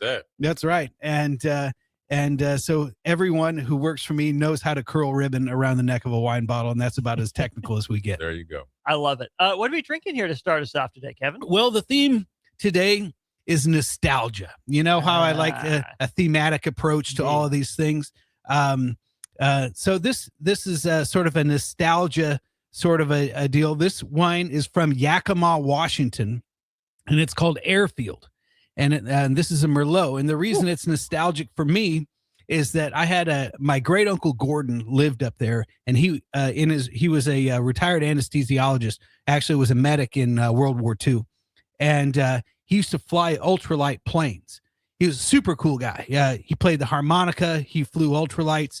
He had his own airplane hangar, and he loved a good sour mash. He never called it whiskey. It had to be sour mash. And so the last time I remember hanging out with him as an adult was at a cousin's wedding, and I was talking to him. He always kept his harmonica in his breast pocket of his shirt, or if he was wearing a coat, and he would always break it out at family occasions. And dude could play. And so I was talking to my Uncle Gordon, and he said, well, should we go get a drink? And I said, absolutely. Can I buy you one? He said, absolutely not, but I can buy you one. And he asked the bartender, he says, give us your finest sour mash. And I said, well, can you put a little Coke in mine? He goes, sacrilege. And he wouldn't let me put Coke in my sour mash. And so this wine comes from where my good old Uncle Gordon used to like to fly planes and play the harmonica and drink sour mash. So that's my nostalgia for today. And these are on sale for $20. This is good. Really is. Light too. Yeah. Just an easy drinker. Easy. It's not bright or sour. It's just a very smooth, easy to drink. Yeah. That whole Columbia River Valley in Washington State, it goes, you can actually get a little off of there and get into Walla Walla, but the Yakima Columbia Valley is just a really awesome place for growing grapes, and you can get some really good values out of there. Yeah, it's real smooth. I like it, man. It's a real light. And You could get into some trouble with this. You could, because you could drink 2 bottles of these amongst friends, obviously not by yourself. Yeah, it would evaporate quickly, and you could be pretty turned up pretty quick. Yeah, you'd be sitting around. You've got the charcuterie board and just talking. Got some good friends, good music going. A couple of bottles of this would disappear quickly. I like this because I know it's going to pair better with the normal stuff that Merlot does, but I feel like you could branch this one out a little bit, get creative. Not just go with like your red meats. I feel like this one, it feels versatile to me. Yeah. A nice little chicken breast with this. Nice little chicken breast. Chicken marsala. You could even do like a kicked up bang bang shrimp. Ooh. You could do okay. You get a little spice to you. Yeah. A little Mike Breen shrimp. A little what? Mike Breen. Mike Breen. I don't know it. The NBA announcer. Oh yeah. Bang. Oh, okay. All right. Yeah. Sorry. The Austin Mike Breen reference went over Uncle Kev's head. I was just a little tired. Yeah. You're good. Just a little tired. That's all. A little slow in the uptake. Or even like what if you got like a really nice piece of like white fish, something light. Yeah, and just season that up real good. Put it on the grill. Man, Kevin. You got Jay thinking. Yeah, you got us thinking about going down to the Bahamas in the wintertime. A little garlic butter sauce. Yeah, absolutely. That's what I'm about. See, Kevin, I was wondering. Halibut or something, man. Yeah. Now we're talking. Yeah. I was wondering when I saw Airfield if you were abreast of the news of the Lincoln Airport adding American back. And direct flights to Phoenix, Dallas, and Chicago. Phoenix, Dallas, and Chicago. God, all year round for Chicago, right? Sounds like it's going to be seasonal for Phoenix and Dallas, and hopefully year round for Chicago. Starting when? Next fall 2026. If they would just go to Miami, that'd be cool. Just I need a little puddle jumper. We need to get it to go to Vegas, though, Kevin. Yeah, Vegas and me don't get along. Oh yeah, we can make that. You're not work. making the bowl trip? No, not making the bowl trip. Uncle Kev and Vegas would be like. I'm just afraid it would chew me up and spit me out. I've been one time. I was with my wife. We had a great time, and 2-3 days was enough. Yeah, I think that's the max for Vegas. I agree. Days. Imagine being there for 8. 8 days? Yep. But you weren't kicking it that hard. I was not kicking it that hard, but I was still in Vegas for 8 days. Yeah. That to me seems like a prison sentence. Like, what'd you do? Well, I can't really divulge that, but they sent me to Vegas for 8 days, and I learned my lesson. I think you stay in Vegas for 8 days because you get tore up pretty good for the first 3 or 4, and then you're waiting for your luck to turn around the next 2 or 3, and then you're like, you know what, I got to get out of here. I'm sitting by the pool doing nothing. Nothing. Before we move on to the second beverage, Cubsker wants to know, from your wines that are on sale for the fall wines, or the holiday wine sale, what do you recommend for someone who doesn't want to deal with an upset girlfriend on Christmas Day? An upset girlfriend? What, do you want to get her drunk so she's not mad? No. You want to get her the right bottle of wine to make sure she's not upset when she opens it. Well, first we got to qualify where her tastes lie. So, we got to find out at its very foundation, drier or sweeter. So let's just say she's into the sweeter stuff. And then I would say even go with something like a nice Italian Moscato. It's going to be, kind of light to medium in alcohol, have a little bit of effervescence to it. It's something you can open early on and not just kill the day. And so, that's a nice something to have while opening presents. She can sip on that while the kids go first, that sort of thing. That'd be the way I'd fly. Or you could do just nice mimosas. But you got to have something for her stocking. And so you just got to find out what she likes and come see Uncle Kevin. We'll wrap it up for you and curl the ribbon and put it in the stocking. Kevin, do you ever have guys come in that are, or I guess, or gals that are going to meet the in-laws for the first time and say, listen, I need an icebreaker because the father-in-law is tough. Yeah, that happens. And it happened to Uncle Kev. I have the toughest one. Yeah. Still? You in there now. 30 years, man, and I still don't know if he likes me or not. He's just waiting on it. Oh, man. I tell you what, though, he's heart of gold. Never the kind of guy that would say, I love you, but he would be the first there if you needed him. So, it's definitely a scenario where actions speak louder than words. And so, yeah, but I don't know if he likes me or not. That's all right. I'm sure he likes it that way too. Keep you on your toes, right? I love his daughter, man. And as a dad, that's the best you can hope for is that you just love my daughter and treat her right. So, that's what we're all about. Well, I know we love this Airfield Merlot. Cool. What else is on tap? So, again, nostalgia. You've heard me talk about my cranberry sauce recipe, right? Indeed. So you take your whole cranberries, you put them in a pot, and you take a bottle of this, which is a Belgian raspberry beer. Does not taste like a beer. Tastes more like a raspberry wine.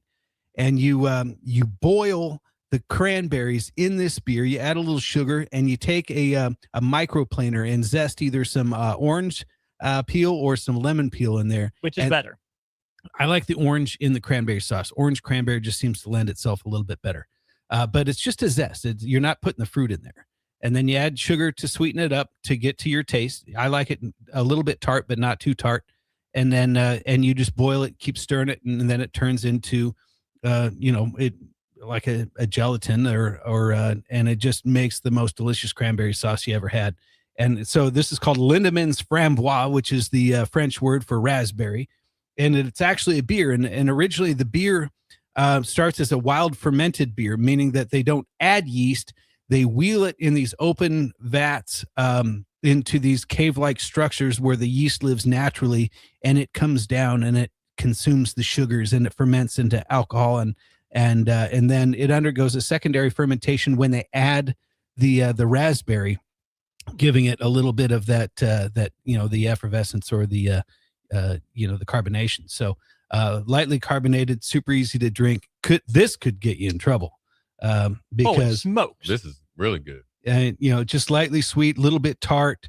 It comes in bigger bottles too. I'm trying to look for the ABV on this, but it's this could light you up and pay off in silver dollars if you're not careful.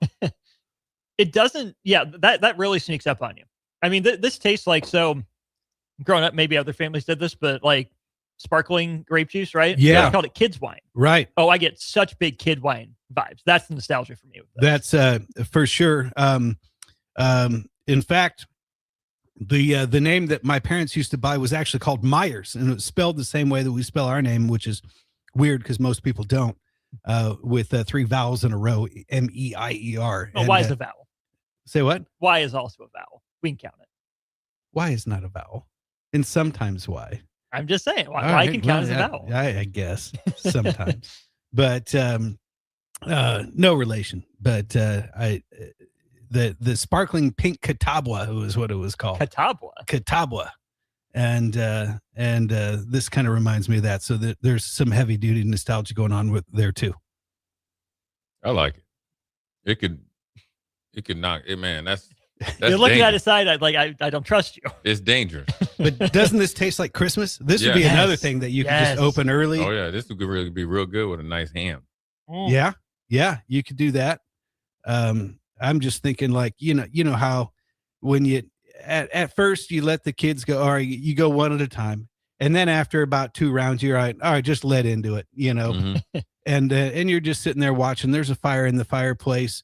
You've got some snacks, some treats, maybe some cookies, some candied nuts, some cheese, crackers, and you're just sitting around and soaking it all in, and something like this would really set the day. Aside from, obviously, wine or spirits or beer from Myers Cork and Bottle. What's your go-to Christmas drink? Do you have one? Like a warm Christmas drink? Is there something outside of the alcohol realm that you would go to? Are you an eggnog guy? Are you like a hot cocoa guy? When I was a kid, I absolutely OD'd on eggnog. One year, my mom bought like 4 quarts of it. I think I drank a quart of eggnog by myself. Was someone egging you on? No, they were not. It was self-imposed indulgence, and just absolutely floored myself.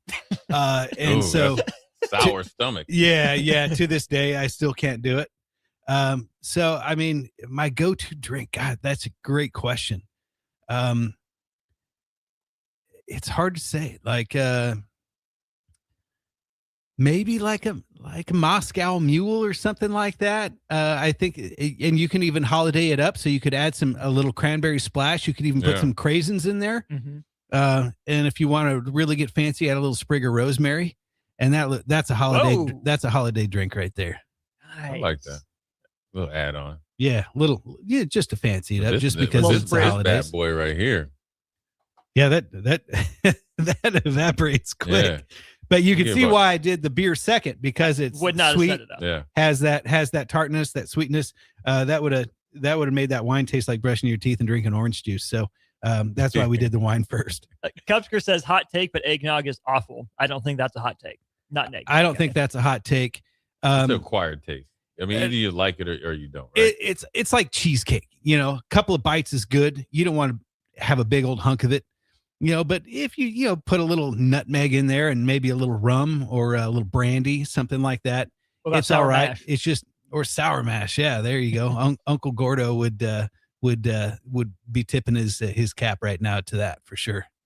I'm not a hot cocoa guy, not a chocolate milk guy either. I know they're different, but couldn't do that. I'm also just not a big warm drink guy. Apple cider has just never been up my alley. Now, when we went down to Arbor Day Farm, like some of their ciders and the Glacial Till stuff that you bring in sometimes, I can do that. But just but you like it chilled, not warm. Chilled, not warm. Like seasoned apple juice, apple cider, not for me, not warm. I'm not about that. About the only warm drink I drink is coffee, and I just like my good home brew, home drip.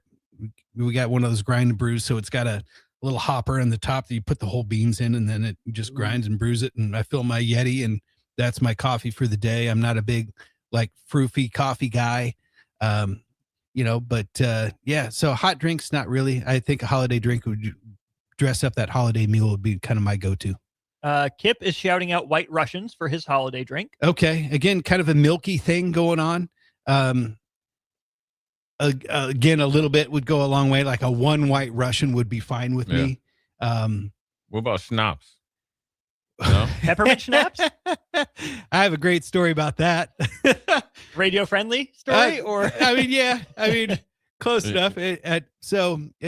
Guys trip, me, my dad, and my brother, we're in Colorado and we're fly fishing. And up at our place, my brother made this makeshift Frisbee golf course. And there's a lot of elevation change. And so we were like, well, in between, going out to fish, you want to play a little frolf. And so my dad decides to bring the Rumpelmints along, which is, I think, 100 proof. Yeah. Regular schnapps is 60 proof, something like that. And he keeps nipping on that thing and keeps nipping on that thing. And we eventually go back fishing, and I'm on the other side of the pond, and it's spring. So the ice has just come off, and we're at 8,500 feet elevation. And I just hear this, whoa, and just bibbity bobbity boop, just A over elbows, stumbling down the hill, and splash. The old man just eats it right into the water. And this water is cold. And he you would have sobered up real quick, didn't he? He filled his waders, so you're wearing those rubber hip waders. He filled those with ice cold water. And he comes back and he's shivering. His boys, can you take me back to the cabin? And we're like, Pop, are you really drunk? Are you really cold? He goes, I'm really cold, but I'm really effing drunk. And so that's my story about schnapps. There you go. Nostalgia once again. Meal ticket is going Bailey's with peppermint rum chata. Again, that creamy stuff. I don't know. Again, I would try it. I would probably have one, but then have to move on to something else. Husker stew with a Tom and Jerry. Okay. Yeah, that's people like to do the hot buttered rum or the Tom and Jerry mix, and again, it's kind of thick and sugary, but yeah, I mean, again, all that stuff is like, I think it's nostalgia. It's not something that you would drink all year round, and so it's really fitting in the theme. I dig it. Money G in Kansas, Old Forester 1920 neat. Okay. And then talk about sour mash. No kidding. Yeah. And then 2206 must not have been listening last week. Kevin, recommendations for a stout bourbon barrel beer. Well, we drank the Canadian Breakfast Stout from Founders out of, I think they're out of Kalamazoo, Michigan, if I'm not mistaken. So. Yeah. Still stuck to my ribs. Yeah. And it was like almost like drinking molasses. But what it is it's a breakfast stout brewed with coffee, cocoa nibs, and oatmeal. And then they bourbon barrel age it. However, the barrel had bourbon in it. Then they bottled the bourbon. Then they put Canadian maple syrup in the bourbon barrel, and then they bottled the maple syrup, and then put the beer in the maple syrup bourbon barrel, and that's what we had last week. So, and it was tasty, but again, it's kind of a shareable type of a drink. Yeah. So there you go, 2206. You can find that down at Myers Cork and Bottle with the neon. The birds haven't gotten it since we last talked. The neon is bright and it's looking good. It's like a beacon in the night. Little red, little green. Little red, little green. Looks like Christmas. That it is. Right there, corner 13th and South. As always, it's Kevin Myers Cork and Bottle. Kevin, we will not see you next week. It'll be Christmas Day. Merry Christmas. Very Merry Christmas to you and your family. I appreciate you guys. I appreciate all the listeners. And thank you for having me. Merry Christmas to everybody. We'll go to break. More Old School after this. Watch Old School live on Facebook, YouTube, or Twitch. Old School with Foreman and Orman on 93.7 The Ticket and theticketfm.com. Jack Russell of Farm Bureau Financial Services is here to help you protect things that are most important to you. Whether it's your home, your family, or your future, Jack Russell has the proven experience to get the job done while developing authentic relationships with you. Give Jack a call today at 402-421-9100. Again, that's 402-421-9100. Or visit one of his 2 locations in Lincoln or Seward and learn how you can excel in the complicated world of insurance. Jack Russell of Farm Bureau Financial Services, a trusted and well-respected representative since 1999. The holidays are here, and there's every reason to make Tipsy Tina's Taco Cantina part of your plans. Are you heading to a Nebraska basketball game? Stop at Tipsy Tina's before or after for delicious tacos. Meeting friends for drinks for an ugly sweater get-together?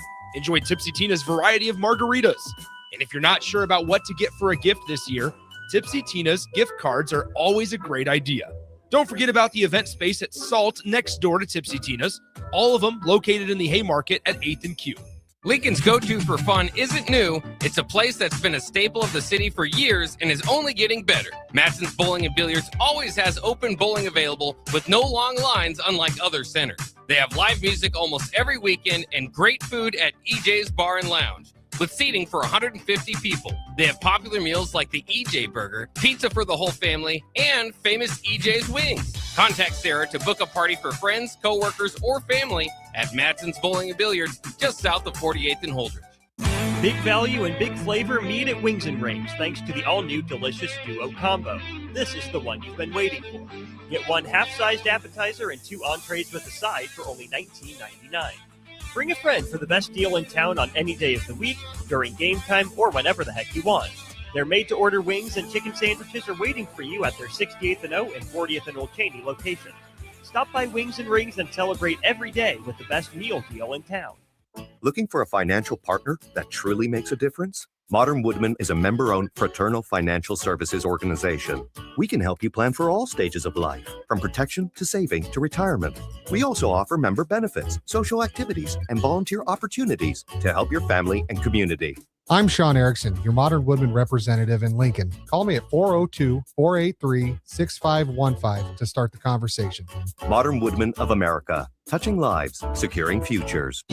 At Koppel, during the holidays, we take time to cherish our terrific staff, community, and loyal customers that continue to drive that money-saving mile to Louisville, Nebraska. Hi, this is Sean Callahan. I can proudly say I bought my car at Koppel. If you are in the area, I invite you to stop by Koppel Chevrolet GMC's offices in Louisville or check them out online at koppelcars.com. On behalf of Koppel Chevrolet GMC, Merry Christmas and safe travels to all. Rico here with HIS Auto Care at 70th and Van Dorn, letting you know HIS is a great place to bring your vehicle for service. With superior service bumper to bumper, we'll treat your vehicle like it's your mother's. Doesn't get any better than that. So call 402-488-8934 and HIS Auto will make you glad you did. 5% off, mention this ad, and for sure your mother will be proud you called. 402-488-8934, HIS Auto Care, 70th and Van Dorn. God bless you. It's the holiday season. Time for work parties, friend get-togethers, and family gatherings, which means lots of eating. Maybe you think you've perfected your holiday meals, and maybe you have no idea where to even start. Let's fix that right now. No holiday party is complete without Führer's cheese spread. It goes well with any type of cracker, pretzels, apples, chili, vegetable, chips, and of course, it's perfect to pair with wine or beer. Holiday meals aren't complete until Führer's cheese spread is on the table. Find your own container at your nearest local grocery store today. Are you ready for a new opportunity? Check out Sandhills Global.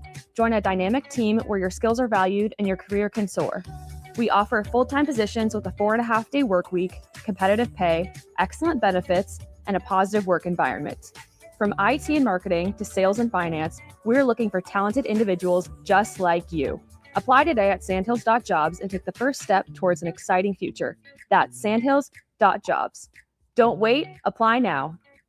Comfort food, but make it vegan. At Rutabagas, they're serving all your crave-worthy classics. Mac and cheese, loaded nachos, Philly cheesesteaks, all 100% plant-powered and 100% delicious. Catch them at their cozy spot at 70th and Vine, or find their food truck rolling through the streets of Lincoln. So whether you're vegan, veg curious, or just hungry for comfort food with a twist, Rutabagas has a plate waiting for you. Find them on Instagram for their food truck location and specials. Rutabagas, where comfort meets compassion. 93.7 The Ticket, Fox, KFXL weather. Sponsored by John Henry's Plumbing, Heating, and Air Conditioning. Your Lincoln forecast for today, a few flurries possible this morning. Otherwise, mainly sunny skies, be very windy with falling temperatures, a high around 40. Tonight, mainly clear skies, a continued breeze, low around 19. And tomorrow, we'll see mostly sunny skies, be breezy and warmer, the high near 49. I'm meteorologist Kyle Plucker for 93.7 The Ticket and theticketfm.com. It's basketball season, and Salt Mine City is your pregame and postgame headquarters in the Haymarket for craft beers and great food. Get ready for the game with their big, fatty 7-ounce hamburger or try a Reuben sandwich served on Blackstone rye bread. And don't forget their beef or chicken nachos with guacamole, sour cream, jalapenos, and more. Wash it down with one of their 12 beers on tap, including the popular Single Axle Light American Lager. Salt Mine City, your basketball headquarters, now open at 2 p.m. Monday through Thursday and 11 a.m. Friday through Sunday at 8th and R. Back to old school with Foreman and Orman on 93.7 The Ticket and theticketfm.com. Well, welcome back in. It is Old School. Austin Norman, Jay Foreman with you. Big thanks to Kevin Meyer, Meyer's Cork and Bottle, for coming in for Thirsty Thursday. As always, this segment of the show brought to you by the great people, Gary and his crew at Heartland of Nebraska Windows. They're based out of Hallam, Nebraska. They offer a free estimate, full window replacements, all vinyl triple pane windows, and a lifetime warranty on everything. But they're still able to keep their prices affordable. Heartland of Nebraska Windows is locally and family-owned with their own team of installers. Give Heartland of Nebraska Windows a call today for more information. You can do that at 402-430-3852, or you can visit them online at heartlandofnebraskawindows.com. Jay, some news in the coaching ranks in college football. We'll start with the maybe more or less relevant news, I should say, to Nebraska and the Big Ten. Pete Kwiatkowski fired by Steve Sarkisian at Texas, who returns to the 40 acres, but Will Muschamp. How about that? He's the new DC. The king of crunk is back. My man is Hype Man Productions times 10. And he's been hanging out, with Kirby Smart for a while, like as a senior analyst. And so, his knife is sharpened. And he's going to work with a plethora of athletes, and he's been down there. He's familiar with how things go down there. Him and Sark know each other, obviously, at different stops. And so it's easier for Sark to make a move. Now, Kwiatkowski was well thought of and well respected because he was getting a lot of love and potentially up for some jobs last year when they were going into the college football playoffs, and his defense was really good. I hate it for him. I guess I'm from his point of view, they lost a lot of guys on defense. They weren't atrocious. They weren't atrocious. They weren't dominating. But when you lose there's so many guys, yes, you have a lot of great athletes and highly ranked players that were waiting to play this year, but they weren't the established players. Right. And sometimes you got to make a move. I don't know whether I doubt, Sark was pressured into making a move. I think it's maybe something difference in philosophy. You never know what those type of conversations are, and maybe it could be potentially, hey, just let me go, and then I'll find, I'll land on my 2 feet, and maybe you feel like Muschamp provides a little bit more stability. We'll see. King of Crunk provides more stability. There's a sentence. Well, I mean, it's matching up his system, his defensive system with their offensive production. Sure. Which really, to be honest with you, the offense was horrible this year. Yeah. The defense was put in a lot of compromising positions all year long from the very first game. You got to think that Ohio State game, how many times did the defense have to go out there and stop Ohio State? Yeah. While the offense was either turning the ball over deep in their territory or leaving them in, less, advantageous position. So, he'll go on but Will Muschamp, man, I know I get it cracking. There is another ticket listener there represent. I know I could probably get it cracking as a coach, but nobody gets it cracking like Will Muschamp. Good on him. He's back on the 40 acres. He'll be Texas's DC. Have you seen I've seen the video. Which one? When he punched in the board? Oh, yeah. Yeah. Have you seen the one with him and Nick Saban when they were at LSU? No. They looked like they were, what is it when two people are doing the same thing at the same time? They were in sync. Oh, yeah. Oh. Both the headphones came off, and I think he had to be a linebacker. He was number 11. I mean, I've been there before, but not like that. You met him. Nick Saban can get it going. Yeah, and he was and then right here there comes with Will him. Muschamp. And they had the same manner of giving him the business. And the best, and that one where Will Muschamp punching the whiteboard is pretty good. That's an iconic one. Yeah. Which coach, college or pro, gave you the business the best? Well, Reggie Herring, because he was my linebacker coach. Yeah. Now let me tell you something, man. Jerry Gray and especially Greg Williams, man, they will light you up like a Christmas tree. Ho ho ho. Yeah, they will say some stuff to you like you contemplating like you want to go punch him dead in his face. Straight up. I mean, it crossed. It wasn't just me. It crossed everybody's mind. Like we used to be in the locker room, like, yo, did you hear what he just said? What he said to somebody in the meeting? It'd be in a whole different part of the building, and it would make his way into because the defense sometimes would get out before the offense, and somebody on the defense would find out from the guy on the offense. Yeah, I've heard. I mean, in the pros, this is what's so funny. You talking about getting coached hard or whatever, and if these kids can't handle getting coached hard and their feelings get hurt, I don't feel sorry for them because if you have any thoughts of getting to the pros, you better be ready because jobs are on the line, livelihoods are on the line. Yeah. The person that really got like in my face once was my man Rusty Jones. He was the weight coach. He told me, he's like, I'll cut you. I'm like, what? You're the weight coach? He's like, you there? He's like, trust me, I can go get you cut right now. I was like, no, you ain't. He's like, oh yes, I will. You keep it up. I just zipped my mouth. I said, and then I called my agent, and he's like, yeah, he's right. Me and Rusty were best friends after that. We're glad you survived the wrath of Hey, Rusty. man, it was my own fault, but he was trying to teach me not to be a dumb rookie. Message received. Yeah. How about this, though, Jay? Some big coaching news out of the Big Ten. Pat Fitzgerald has poached LeVar Woods from Iowa. Now, maybe if you're just a college football casual, you might not know the name LeVar Woods. He is probably the third head of that triumvirate there in Iowa City. Obviously, Kirk Ferentz is the head coach. Phil Parker gets his just due and his flowers. And certainly LeVar Woods has some name recognition. But he's been the special teams coordinator for Iowa. He is leaving Iowa City, the place that he played college football and the place he has been on staff in some capacity since 2008, to head up to East Lansing. Pat Fitzgerald hiring him as assistant head coach and special teams coordinator. That is a bombshell in the Big Ten. Yeah, well, it's a bombshell overall in the Big Ten, and it bodes well for Nebraska. It sure doesn't hurt. It's definitely a weakness now. I mean, first of all, he was a really good player. Mm-hmm. Like 7-8 year NFL career. Yeah, or after something it's like done. that. Yeah, I mean, but he mostly special teams, but he's a really good player when he played. So you got to add that on to his legacy there. He brings a different dynamic as far as out there on the recruiting trail than majority of the coaches. He's a very good recruiter, a very good special teams coach. He's a very good representation of the university. He's been there through some lean times, obviously.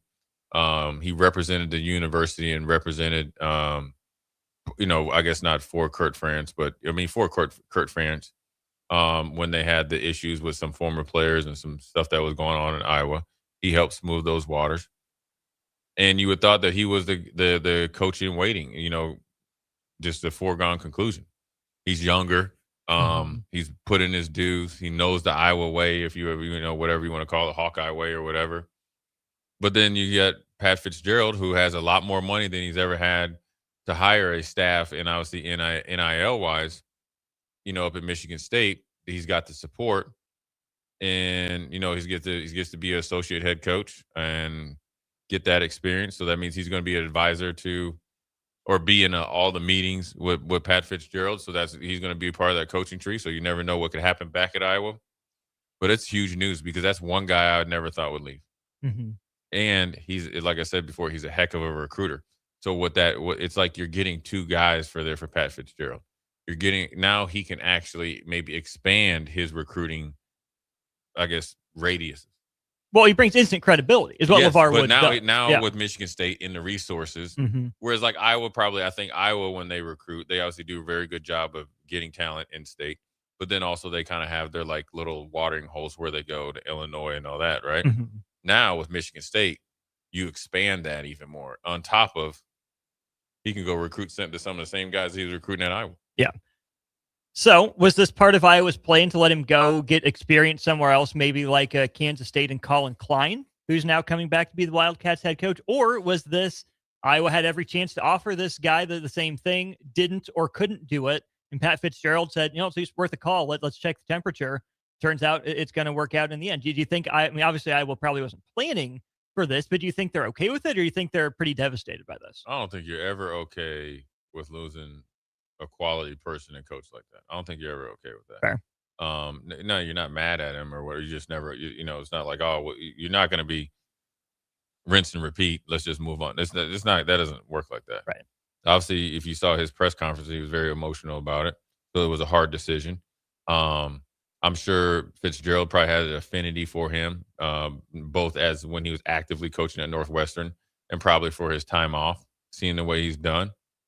He's a former linebacker as well, so he probably sees some qualities in him that he sees in himself. Probably looking at, he's probably looking at like, hey man, who's a guy that's been doing a really good job that I might want to give him some guidance that he got. So, man, I mean that's definitely a family decision. I'm assuming he's married, got some kids, so a lot of he's been there on the staff in some form or fashion for 17 years. So he's probably had a kid or two go through high school. And I don't know his family deal, but so that was a big decision to uproot your family from a place that he's known since he's been 18 years old. So yeah, he gets to Iowa in 1998, plays there 98, 99, 2000, goes to the pros till 2007. Trying to figure out what he wants to do. Wasn't sure coaching was for him. Goes to Iowa. He's not even a grad assistant. He's an administrative assistant. Working more front office, kind of behind the scenes stuff. Then it's like, yeah, okay, maybe I'll give coaching a try after some people leave. 2012 to 14, he was outside linebackers and special teams, tight ends and special teams from 15 to 17. And then from 2018 on, he has been the special teams coordinator. And Jay, you think about the outside linebackers and what Iowa's done, recruited some really good ones. He was one of the guys that helped play in AJ Epinesa, and then tight ends. Yeah. All those names that came through there kind of toward the early middle part of Nebraska's time in the Big Ten, end of Bo Pelini, and then into Mike Riley, all those tight ends that were killed in Nebraska. Yeah. You can thank or hate LeVar Woods for that. Oh, yeah. And then on top of the special teams. Yeah. I mean, the returner this year, he's the all-time returning yardage guy, right? Something like that, yeah. In the Big Ten, I know. So, and he's dangerous. And he has an eye for talent. He's done it on both sides of the ball, so he knows. I mean, so this is a huge – it's a morning in Iowa City, which I don't feel bad for him. It's a jubilation in East Lansing because of what they're getting. Yeah. And if it works out to where he's getting experience, and maybe when Kurt Ferentz decides to hang him up, and then he's their first choice, then it's all, it's all good. But which is where Waterboy wants to go. Is this the writing on the wall that Ferentz is on his way out of Iowa? Well, listen, the AD was hired specifically to fire your son, and remember, it was like it's a different Thanksgiving. Mm-hmm. His son hasn't resurfaced yet. Remember, they said he was going to be offensive coordinator here to kind of do it for free or something like that. And remember when they said Frost was going to go to Iowa and do it, work, whatever. But you got to think. So Brian Ferentz has resurfaced. Where is he? He's he's coaching a bowl game, Jay. Coming up in the next week or two. Brian Ferentz is coaching tight ends at Fresno State. Oh, that's good. Yeah. Yeah, because he's an O-line coach by trade. By trade, yeah. I think, look, you can't do anything with Phil Parker. No. And he wouldn't be the coach in waiting. Right. And then if you clip off the next guy, or you don't match the offer, and he had to go, Michigan State probably made the deal so sweet that if you don't match it, you're like, all right, I got to do what I got to do. Yeah. I doubt he wanted to leave, but maybe he saw that maybe he saw or heard or thought after Kurt Ferentz leaves or retires that they're going to really just blow the place up and start over. They're going to do the Wisconsin thing. Go a whole new direction. You go like air raid. Mm-hmm. Yeah. Because Iowa's had, 2 head coaches since like the 80s? Hayden Fry and Kirk Ferentz. Yeah. And like you said, he brought in an AD, an outsider, which, okay, there's some value in that. I'm not saying it's the wrong thing to do. But if you're brought in to at least trim the Ferentz tree, who's to say that her next move, Beth Getz, that is, won't be to uproot it? Oh yeah, it'll put pressure on it. Like, hey man, retirement really looks good on you if Iowa had a 7-5 season, 6-16. Yeah, man. You know what, man? The game isn't passed you by. There's this house on the lake in Florida, man. One of our big donors wants to give that to you. It's a nice little parachute package, golden package as you leave. They'll even furnish it. What do you think? Why don't you think about it? But why don't you take this retirement contract? Think about this over the weekend. We'll pay out the rest of your contract. We need to get you up out of here. So, I mean, I think Kurt Ferentz was very he made a big point to say that he's not retiring. He's not losing any energy after the Nebraska game. Mm-hmm. I don't see why he would. I don't see why you would change it. He's winning. He's developing. They played everybody tough. That's Iowa to a T. Mm-hmm. Just don't get over your skis because you could have two coaches and since like the 1980s, and next thing you know, you could have 6 in like 12 years after he leaves. So, I mean, before other coaches, because they're going to, once you kind of get it, as we've seen, once you kind of get out of your I guess your foundation or your character, it could really cause some problems. We'll see what happens. LeVar Woods from Iowa City to East Lansing. Huge news in the Big Ten. We'll see how that plays out for both sides. We'll head up to Jay Foreman territory. Some big news coming out of Minnesota. We'll discuss that to wrap up hour 2. You're listening to Old School with Jay Foreman and Austin Orman. Download the mobile app and listen wherever you are on 93.7 The Ticket and theticketfm.com. Load up on meat and more this holiday season at the Mercado by Certified Piedmontese at 84th and Havelock. Keep your eyes posted to the Mercado's social media pages for specific daily deals from now all the way through New Year's Eve on December 31st. Don't forget their other locations, now open at 30th and Yankee Hill and 84th and Old Cheney in Lincoln and 168th and Maple in Omaha. Get to the Mercado today for the best meat in town. Are you ready for a new opportunity? Check out Sandhills Global. Join a dynamic team where your skills are valued and your career can soar. We offer full-time positions with a 4.5-day work week, competitive pay, excellent benefits, and a positive work environment. From IT and marketing to sales and finance, we're looking for talented individuals just like you. Apply today at sandhills.jobs and take the first step towards an exciting future. That's sandhills.jobs. Don't wait, apply now. Omaha Steaks is the official sponsor of tailgating. From legendary burgers to mouth-watering steaks, deli-style franks, and so much more, you'll elevate your next game day get-together with America's original butcher. Now you have the chance to be the ultimate gift giver this holiday season.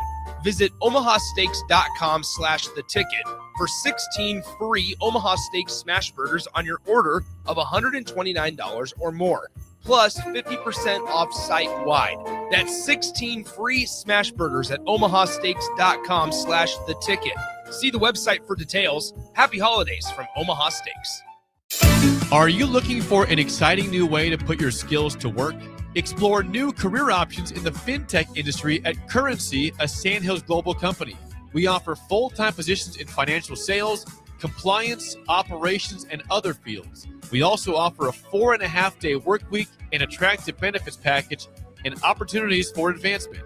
Put your motivation to work and grow with us at Currency. Visit gocurrency.com/careers to learn more.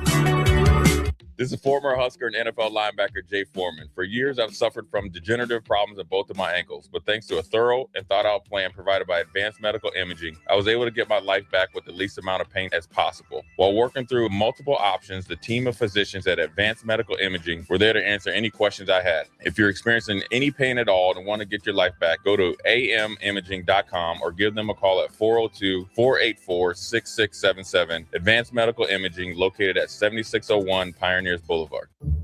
Here at Midwest Bank, we want to thank all the generous donors who helped us make our 2025 turkey dinner for schools a success. Thanks to the generosity, we raised enough money to provide 191 families across 6 different schools in Lincoln with a full Thanksgiving meal. With your support, we've made Thanksgiving Day for these families a little brighter. We want to wish everyone a healthy and happy Thanksgiving. Your community, your bank, Midwest Bank, member FDIC. Big value and big flavor meet at Wings and Rings thanks to the all-new delicious Duo Combo. This is the one you've been waiting for. Get one half-sized appetizer and 2 entrees with a side for only $19.99. Bring a friend for the best deal in town on any day of the week, during game time, or whenever the heck you want. Their made-to-order wings and chicken sandwiches are waiting for you at their 68th and O and 40th and Old Cheney locations. Stop by Wings and Rings and celebrate every day with the best meal deal in town. Are you tired of your usual barbershop experience? Stop into Scissors and Scotch today. I know what you're thinking. Drink during a haircut? Don't worry. First comes the precision cut from one of their experienced barbers, followed by your complimentary cocktail in their upscale lounge. Scissors and Scotch blends your old school barber feel with your favorite watering hole. And now you can earn $10 off by simply mentioning the ticket. And if you're an existing member, still mention the ticket for an exclusive offer. Offer valid at Lincoln location only. Scissors and Scotch, located just south of 30th and Yankee Hill, and online at lincoln.scissorscotch.com. There's only one place this holiday season to shop for the sports fan in your life and get cash back for slightly used sports items you don't need anymore. Play It Again Sports. Check out their selection of new and used items, including home fitness equipment like treadmills, exercise bikes, and ellipticals, and get your lift on with free weights, benches, and racks to add to your home gym. And don't forget, if you have anything slightly used to trade in, they'll give you instant cash. Holiday shopping starts and ends at Play It Again Sports at 48th and Vine. Back to Old School with Foreman and Orman on 93.7 The Ticket and theticketfm.com.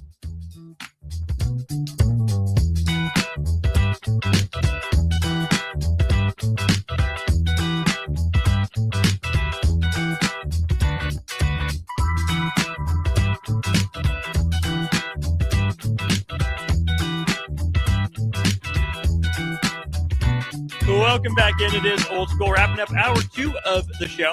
Should be a great Thursday night football game coming up tonight here, 93.7 The Ticket. Also coming up, Love Volleyball Nebraska getting ready to start their second season. It all kicks off January 11th at Baxter Arena in Omaha. Get your tickets online at lovb.com, and don't miss your opportunity to see volleyball stars like Lexi Rodriguez and Jordan Larson dominate the floor as Love Volleyball Nebraska takes on Love Houston on Sunday, January 11th. That's at 3 p.m. Love Nebraska did just release their promotional schedule for home matches this season. You can check all that out and get your single match tickets online, lovbneb.com,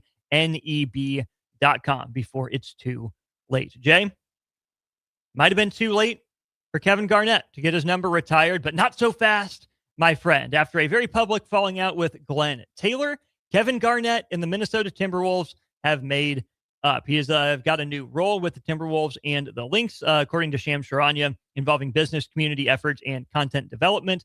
And the important part, I think, for Timberwolves fan is number 21 will be headed up to the rafters sometime in the next 2 years. So no matter what you think of Mark Lore and A-Rod, They brought a franchise legend back home, getting 21 in the rafters. Yeah, finally. This was long overdue. And also he had the tour of, when he signed with the Timberwolves his last year. He was hurt, but he was, brought leadership into the locker room, into a very young team. And I know there was some bad blood there because he was promised with Glenn Taylor that he would have ownership possibilities, either late in his career and obviously, and when he retired. Glenn Taylor reneged on that and went back on it. So there was a lot of bad blood there. Very good job by A-Rod and company to not only bring him back in the fold, he has ownership or will have ownership in the Timberwolves and the Minnesota Lynx, two,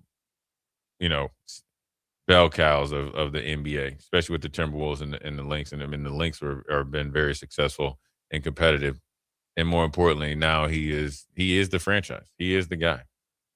He's the guy that put the Timberwolves on the map. He's the guy that made it attractive for Stephon Marbury to come and play. And then obviously they had my man Latrell Sprewell riding spinners and Sammy Cassell and Tom Gugliotta, Wally Zerbiak, even though he punched Wally Zerbiak for no reason in the training room. These things happen.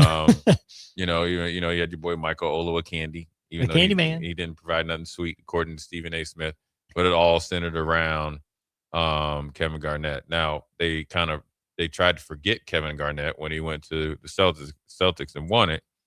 Felt like he kind of sold out.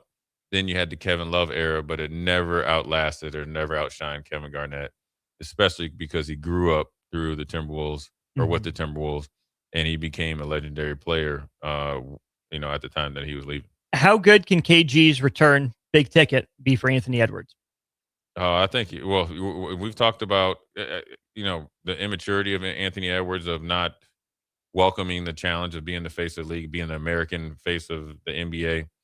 Obviously he has some, a lot of activity off the court, obviously is well documented, but still a great player and obviously doesn't get in a lot of trouble. KG can lead him through some of these trials and tribulations because he's been able to navigate his own.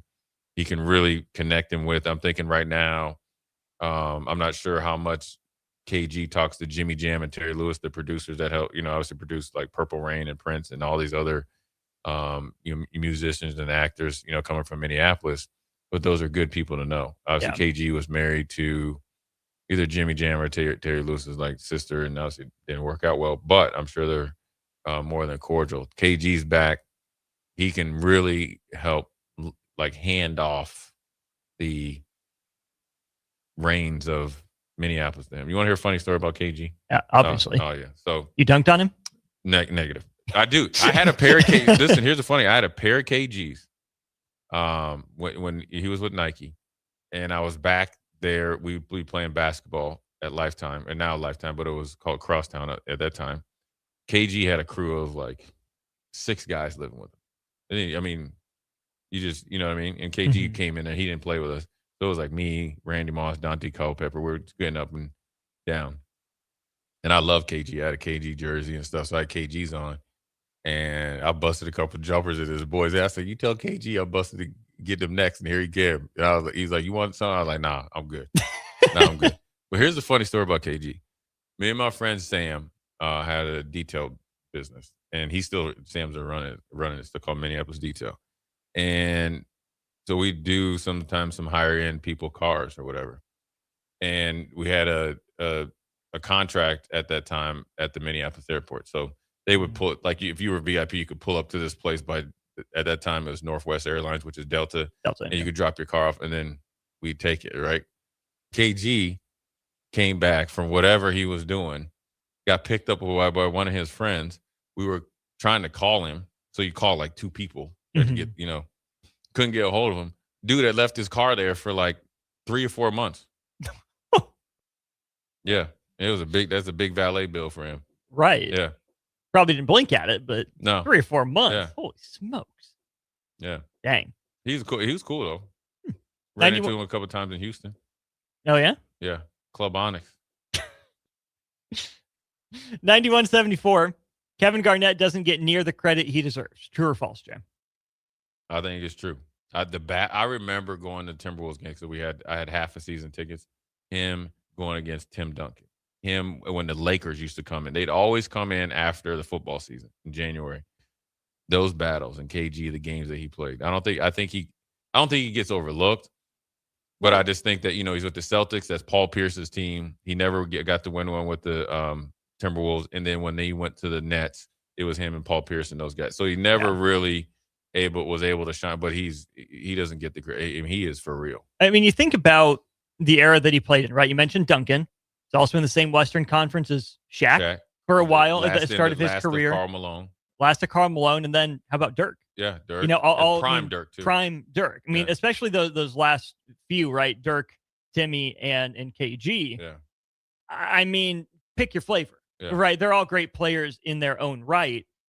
If KG gets a title in the Twin Cities, he's probably on Dirk's level. Oh, he's certainly a more well-rounded player than I think Dirk was, but I think they're both overshadowed by the longevity and consistency that the Duncan had, plus the rings. Yeah. And I think Nowitzki gets a little bit more credit for winning that title in Dallas, whether that's fair or not. Yeah. Yeah. I mean, he would be iconic status throughout the whole NBA. It'd be like if Dame won one with the Portland Trail. Yeah. So, yeah. And especially I used to go when the Timberwolves, when they had like Scott Brooks and they were Randy Brewer, they were garbage. Not good. Yeah. And when you got KG, you remember KG came at 18 years old. Yeah. He was 6'11", 7 foot, and was probably 153 pounds, 52 pounds. He was, and the rest is history, man. I mean, he was a great player. I think he expanded his game, his defensive intensity, and the ability to play through some injuries and play well. A little bit of stretch potential, a little ahead of his time, like kind of proto Chris Bosh in some ways. Oh yeah, yeah, and got bigger and more physical. Elite trash talker. Oh, yeah. He I said trash. You knew what I meant. Oh yeah, he get in people's heads, man. I mean, he was a tough competitor too, man, and that's probably where he was able to play so long and be a very effective player throughout his whole career. Kevin Garnett's number will be in the rafters in Minneapolis sometime soon. Minneapolis' own Jay Foreman. I'm Austin Norman. Hour 3 of Old School next. Watch Old School live on Facebook, YouTube, or Twitch. Old School with Foreman and Norman on 93.7 The Ticket and theticketfm.com. Rico here with HIS Auto Care at 70th and Van Dorn, letting you know HIS is a great place to bring your vehicle for service. With superior service bumper to bumper, we'll treat your vehicle like it's your mother's. It doesn't get any better than that. So call 402-488-8934 and HIS Auto will make you glad you did. 5% off, mention this ad, and for sure your mother will be proud you called. 402-488-8934, HIS Auto Care, 70th and Van Dorn. God bless you. Looking for a financial partner that truly makes a difference? Modern Woodman is a member-owned fraternal financial services organization. We can help you plan for all stages of life, from protection to saving to retirement. We also offer member benefits, social activities, and volunteer opportunities to help your family and community. I'm Sean Erickson, your Modern Woodman representative in Lincoln. Call me at 402-483-6515 to start the conversation. Modern Woodman of America, touching lives, securing futures. This is Lincoln's home for sports talk on the FM dial. Also online at theticketfm.com. On the internet. KNTK FM Firth, 93.7 The Ticket. Here at Midwest Bank, we want to thank all the generous donors who helped us make our 2025 turkey dinner for schools a success. Thanks to the generosity, we raised enough money to provide 191 families across 6 different schools in Lincoln with a full Thanksgiving meal. With your support, we've made Thanksgiving Day for these families a little brighter. We want to wish everyone a healthy and happy Thanksgiving. Your community, your bank, Midwest Bank, member FDIC. Are you ready to make a difference this holiday season? Schwiezo Construction and TMCO are hosting a diaper drive December 5th through the 19th. They're collecting diapers, pull-ups, and wipes to benefit TMCO Prep Academy, the Nebraska Diaper Bank, and Forward. Drop off your donations at Schwiezo Construction, 93.7 The Ticket, Pine Lake Self-Storage, or White Elm Brewery. Together, we care for our community. For more information, please visit Schwiezo Construction's website or Facebook page today.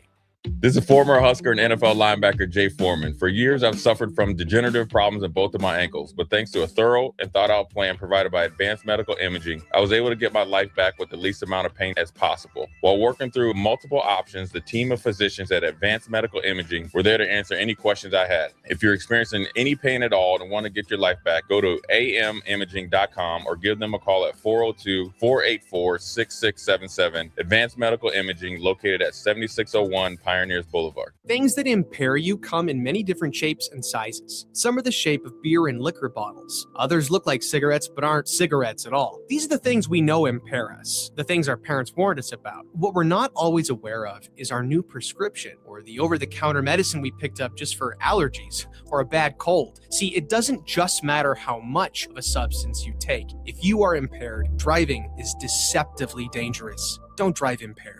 Paid for by the NDOT Highway Safety Office. There's only one place this holiday season to shop for the sports fan in your life and get cash back for slightly used sports items you don't need anymore. Play It Again Sports. Check out their selection of new and used items, including home fitness equipment like treadmills, exercise bikes, and ellipticals, and get your lift on with free weights, benches, and racks to add to your home gym. And don't forget, if you have anything slightly used to trade in, they'll give you instant cash. Holiday shopping starts and ends at Play It Again Sports at 48th and Vine. Omaha Steaks is the official sponsor of tailgating. From legendary burgers to mouth-watering steaks, deli-style franks, and so much more, you'll elevate your next game day get-together with America's original butcher. Now you have the chance to be the ultimate gift giver this holiday season. Visit omahasteaks.com/theticket for 16 free Omaha Steaks smash burgers on your order of $129 or more, plus 50% off site-wide. That's 16 free smash burgers at omahasteaks.com/theticket. See the website for details. Happy holidays from Omaha Steaks. Happy holidays, Nebraska. The Christmas event of the year is coming to the Lead Center.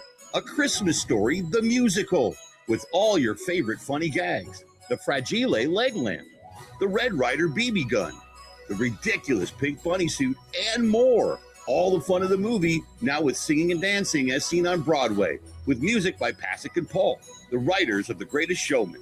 We triple dog dare you to get your tickets today. Leadcenter.org.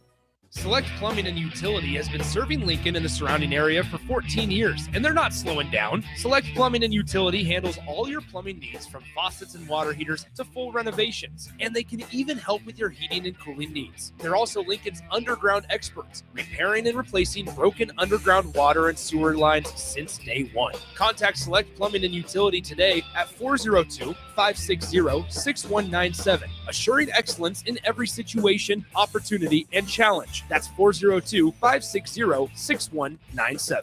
Coming at you live from the heart of Lincoln, America.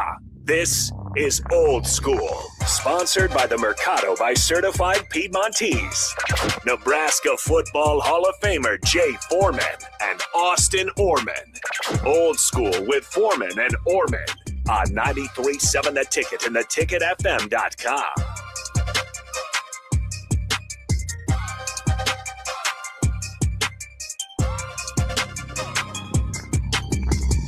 What up, we're back. Hour 3, Jay Foreman, Austin Norman, Old School.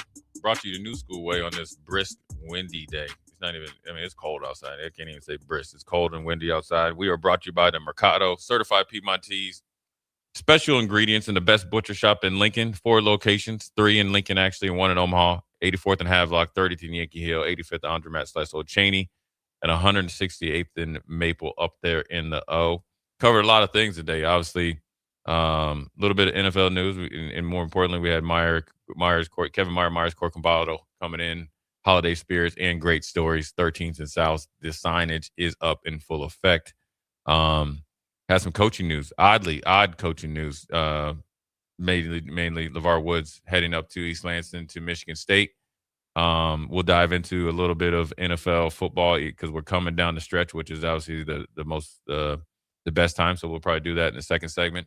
Talk a little bit about the emergence of Trevor Lawrence and CJ Stroud coming back from concussion protocol, playing like everybody expected to. And then also, what does week 2 look like for Phillip Rivers? And the aftermath after Patrick Mahomes will not be playing.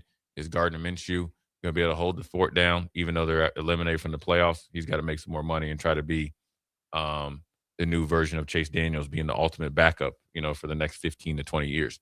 But, Austin, I don't know if you heard, but obviously the text line, I know that you guys have heard or saw, Matt Rule had another, was it House Rules? House Rules. House Rules. Yeah.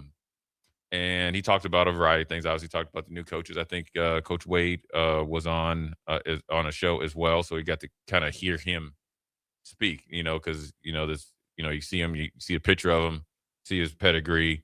Now you finally kind of be able to put a voice with a face, which I think is huge. But obviously the big news of the I don't know, well, the season, I guess now, right? I mean,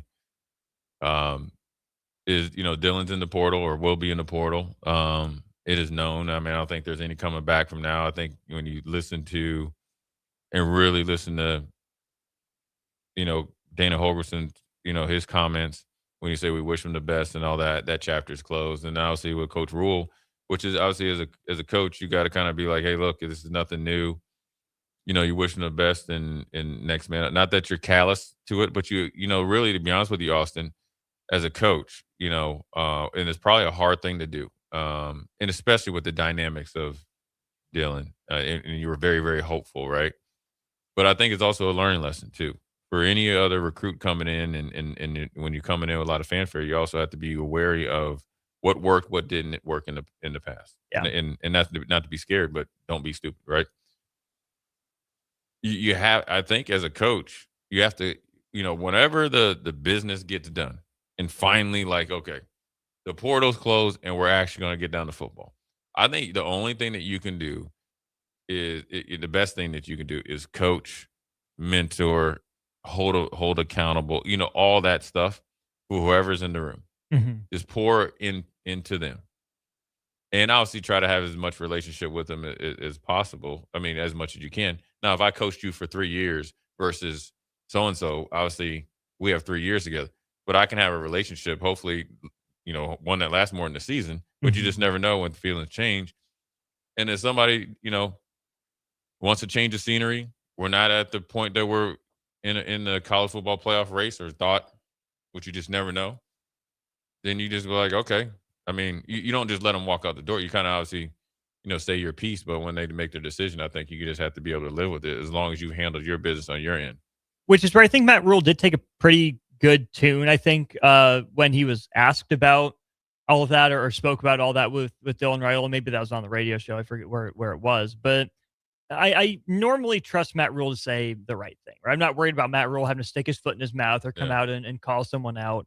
I think he is pretty calculated with what he says, not in a manipulative way necessarily, but he's going to be thoughtful about it. He's going to think it through. I think he's, bummed that it didn't work out to maybe the degree he and Dylan had both hoped in terms of college football playoff appearances and restoring everything. I think if they were both honest with each other, they knew that was going to be a tall task. It wasn't just as simple as we're a quarterback away. Maybe it was framed that way sometimes, but clearly Nebraska was more than just a quarterback away. I think ideally for Nebraska, it would have had the Dylan Raiola year or years, year 4, year 5. Where you have more of the program in place. You know who you are. Oh, yeah, later on. And you feel like you're just a quarterback away. But that's not to say that the era of Dylan Raiola these last 2 years can't be what helps kickstart the next phase of whatever it is Nebraska football looks like. Because I think when you think about all those stars aligning, you build the program up to that point, you hit on your 5-star quarterback, he elevates you, and then you're having something special.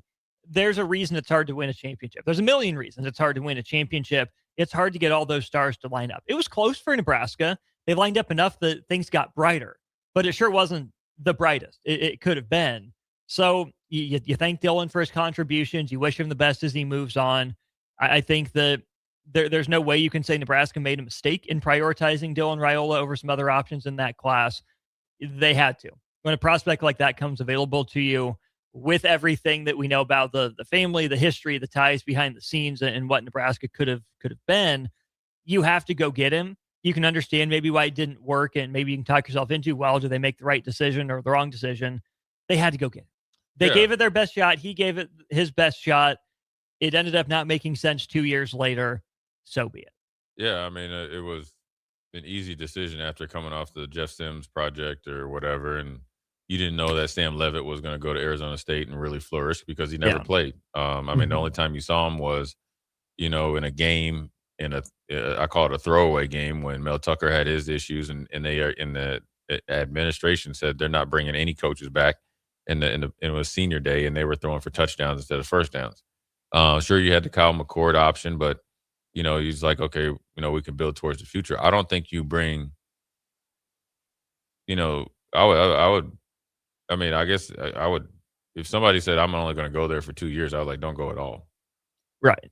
I don't think that you signed Dylan thinking that or hoping that he's only going to be here for 2 years, that you don't put plans in place. You don't make that big of an investment in him and in his family that you think that he would, leave after 2 years. I think also it's great to say that you want to win the college football playoffs, but also you have to be somewhat realistic as well, right? And a lot of things have to go right. And, a lot of things did go, or some things did go right. Now, the big things that you needed to go right didn't. So I would like to think that you'd have some sense of reality before you turn the lights off and say, I'm on to my next destination, because there's no guarantee, because I look at Clemson. I remember us sitting here before the season, and I was saying Clemson has everything in place to go undefeated. Yeah. They have the schedule. They have the quarterback. They had on paper and also from past production, the best defensive line, the best defense arguably in the nation. You had two of his top receivers coming back. You had the running back. You had a more than capable offensive line, and you had a championship coach that was rejuvenated off of making the college football playoffs last year. Mm-hmm. They were 6-6? Enjoy New York. Right. I mean, that's the risk that you take. And now I think, he came in and he took us to a bowl game in the last 2 years, 12 wins, 13 if you count the bowl game. So, he was able to kind of get you over the hump. I think you were able to attract some guys, and you were able to get some traction as far as like eyes on Nebraska. But man, I would, I don't know what the dynamics were of the conversation. It'd be hard for me to walk away knowing that I got keys to the Ferrari and I can kind of control my own destiny. Plus, if I'm more mature in my third year, right? Yeah. And everything that I feel like I can take, everybody can project, okay, next year's schedule's hard. 6 or 7 wins is a great season. If I play my best, I know I can get us to 8 or 9. Second year of an OC. Mm-hmm. All but one key contributor back, most likely at wide receiver right now. Dane Key, the only one graduating. Yeah, Dane and Emmett are gone. And Emmett are gone. So that's a big one, right? You don't have that support in the run game. New offensive line maybe comes into play. New offensive line coach is in that decision a little bit.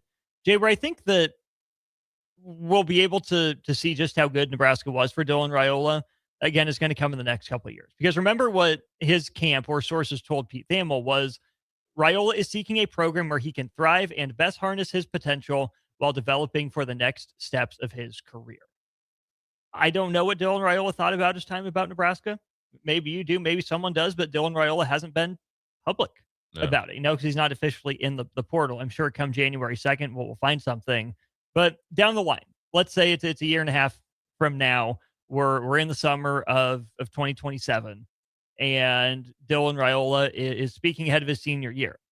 Maybe he brings up Nebraska. Is it going to be in a Scott Frost way, that other place, that other school I was at before? Is it going to be I took a chance on Nebraska. They took a little bit of a chance on me. We tried it. We gave it our best. It just didn't work out. I'm appreciative of the coaching staff. And I think Dylan's got a good enough head on his shoulders to say the right thing. I think he's polished and trained enough to not let it get to where the former head coach in Nebraska did. But there will always be some reading between the lines. If Dylan's not effusive about his time at Nebraska, it's going to be, oh, did he make a mistake going to Nebraska? Did he hold himself back? Yeah. What does he really think about the coaching staff? When really, I think it's just as simple as, hey, they tried. They went on a couple dates. They weren't ready to commit to each other. Maybe they should have been. Maybe it could have worked, but maybe it was just the wrong time. Yeah. I mean, you just never know. I think you make the decision right based on what you do from here on out. I mean, I think it's a learning experience for him. I think it's a learning experience for Nebraska. maybe, next time you handle a high profile player, it depends on where you're at in the program, the state of the program, how far you're down the, I guess, coaching line for Coach Rule and staff, or I guess the offensive coordinator. Then you kind of say, oh, I wish, okay, this is what we got to do next time. We got to, or be wary of, or kind of look out for on both ends. The same with, with Dylan. There's probably, if you can be sensible about it and say, okay, look, I made a decision to go other places. They'll, like Coach Rule said, they'll be, you're not going to go without a quarterback next year. No. Your phone, you'll be able to get a quarterback. But I think the next time this happens for Nebraska, it can't be the same. No, that's why you got to learn from, okay, this is what we feel comfortable that we did well with this situation. Right, but I'm saying there's only so much you can take away, because there's not going to be the family ties to the next one. It doesn't matter. The next closest. It's not even a family tie, though. That's some of that factored into the decision. No. It factored into the decision to come here. Like, Nebraska needed a quarterback. Yeah. No, like, it don't matter if you family or not. You got to be able to keep football to football. Like, trust me. Like, it's. I mean, yes, Dom's in there, and sure, that might have maybe swayed it. But I think when you have high profile quarterbacks, okay, Arch Manning, his dad, who never played football, obviously because of injury, Peyton comes with him indirectly. Yeah. Who do you think he can call? Peyton. Uncle Pete. Yeah. Sark can't say anything. You can't. You don't know more than Peyton. But Peyton stays in his lane, though, right? I'm sure you're right. So you got to be wary of it. You got to be able to say, okay, the risk reward and how you handle it, and go from there. But more importantly, I think, you just would, it would just as a player, I never want to leave no stone unturned. I never left a place and it's like, all right, I didn't lay it on the line. Yeah. And then obviously, there, how do you handle it? How do you, okay, if we didn't develop them to the point, what could we have done better? And then how did it turn so quick left? Because at no point in time, because here's what I'm saying. Before the Cincinnati game, we're about to go to Cincinnati, he did the thing up there and he was like, I can't help it, I don't look like Mahomes and all that stuff, right? We weren't talking about college football playoffs. We were talking about college football playoffs at the media days. Yeah. Dude, that was in September, right? It's December now. Yeah, essentially, yeah. 3 months. Right, essentially. Well, November, Thanksgiving. Yeah. So in 4 months, you get what I mean? So that's where I think I would probably dive into, hey, did I miss something? We had a different conversation at a certain point in time, so we could have you get what I mean? That's what I'm going to really dive into, versus the stuff that's easy to say on the surface. We didn't win it. No one, really? You know what I mean? With a couple games we wish we would have had. And that's why I say that being in the trickiest part to be in college football is in between 5-7 and 7-5. When you're at 8-4 and 9-3, it's a little bit different because we're saying we're close, and it's all the same to me, right? It's all the same. I mean, because you also have to look at when you come in and you want to try to really eliminate the actions and break the mold of losing football, turnovers, penalties, literally accountability, showing up to meetings on time. That's what Coach Roy had to spend probably the first year doing, and a year and a half doing. Okay, so then you do that. So then you make a bowl game. So then there's that huge next step that requires more investment, sometimes on the player side, because the coaches kind of get really shaping the blueprint, and then it's on the players to take it on. Now there's other things that the higher ups can do, and that's why you got to kind of really everybody's got to go back and kind of look at it. Okay, where are we at? What can we learn from? Because when you go to a new place, and I can only speak from experience, playing 4 years in Houston and then in Buffalo, then going on to Houston, I played for those 3. Even though I was traded for, I kind of knew I was going to be starting. I still had to recognize some of the things that, whether perception or reality, that I needed to do better, or else Buffalo would have gave me the contract that I'd earned, I guess. Yeah. You know what I mean? Now, it worked out because the price went up down in Houston, but you go into a new place. I couldn't come there and just be the same. You get what I mean? Now, I had a position change, so I had to wear 2 or 3 different hats, but I couldn't be the same player. Right. You get what I mean? Oh, yeah. I had to be better at certain things. Actually, I had to get better during the season when it first clicked. So those are the things, like, you have to do that. You know, that, like, okay, let's look at Carson Beck, right? Was supposed to be a national championship. The receivers led Georgia in the nation in drops. He leaves because they gave him a lot of money, and Kirby reshaped it to say, okay, we don't need that much money. We can allocate it actually to the receiver position, so you can go on. He signed with Miami literally within like 24 hours of kind of going in the portal. Yeah. Okay, but what did he have to do? He had to address his dedication to football. He had to address his sense of urgency in the pocket. He had to address his down the field accuracy. He had to address his leadership. Those are all the things that were on the table, and then he actively did it, you know? And, you know, that's what you have to do sometimes. I mean, that's where you're at. And anytime you recruit another quarterback, okay, this is exactly, you can explain it. This is exactly what I need and expect. And then that way you can kind of eliminate trim the fat a little bit. Which goes kind of back to what I said on, was that Monday, about the identity. Where does Nebraska want to go in terms of the skill set, in terms of the intangibles? Jay, we've had a couple different texts here that I'm just going to kind of summarize. If you want to read them, obviously go for it. But essentially blaming Dylan Raiola for not being a good locker room presence. I don't know if that's true or not. I don't think that's necessarily fair to speculate on. Yeah, no one's coming out right said Dylan was bad for the locker room. Yeah. His head coach gave him a lot of props, which, okay, maybe to their argument, you're going to do if he's the golden child, if he's the one that you thought was going to tie everything together and bring everyone together, then you're going to give him praise and credit and try to get him to stick around. But I don't want to come out here and say, Dylan Raiola was bad for the locker room, or, it was all about Dylan Raiola, when we don't have any concrete examples of that. Yeah, I mean, we're obviously not in the locker room. And I don't, unlike some people in our, I guess in our business, I don't really, I try to stay away from prying into players, because I try to respect when I was a player, because I don't ever want to get their words twisted. I don't ever want to talk for anybody, so I never really ask. I mean, so, you know, if he was, then, you know, then that's a learning experience too. If he wasn't, then it's just another talk or you know, of, you know, people seeing a reason why, and maybe it could be perception in that way, you know, and you know, that way, or perceived that way. I know I had David Carr was my teammate. You know, the perception of him, he was not very much of a good teammate. Very, I wouldn't say aloof, but really wasn't invested in a team. Like I said, we did a couple things. He wasn't there. Now, he had a you know, busy home life. He had his whole family living there, and he didn't know what he didn't know. But once he was shown and told, then nobody ever had a problem with it. And I think he took off after that. Now you see him on NFL Network doing all types of stuff. So,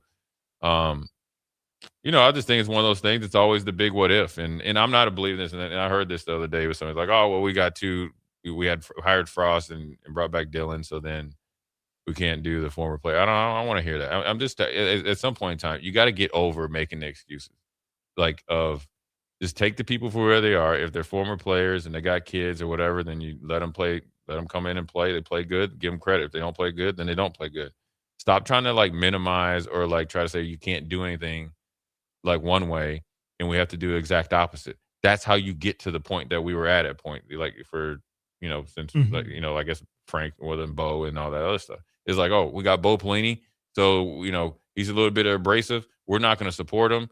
So we're going to make it even worse. So we're going to go get Mike Riley, the exact opposite. It doesn't make any sense, right? And so you make the decisions for, you know, when at that time, and then you just live with the, you know, the consequences, but whether it's positive or negative, and you learn from them every single time. You know, how do you handle it? Like, you know, how you evaluate, you know, their tenure and all that. And, you know, Dylan to go off and be successful wherever he's at, he's got to put in, you know, he's got to, you know, get better at his craft as anybody does. I mean, there's a reason why Sellers is coming back. Jaden Maeva is coming back. Dante Moore is thinking about coming back. Arch is already back. Arch is already back. Sayans he has to come back. All these guys that potentially could go to the NFL are coming back. Yeah. Because they realize they have to get better and there's things that they need to do better. I mean, heck, Sam Levitt is going to another school to get better. Right. You're not going to another school to collect a check. Now he's going to get paid, but you know, all that stuff. So you got to do what you got to do.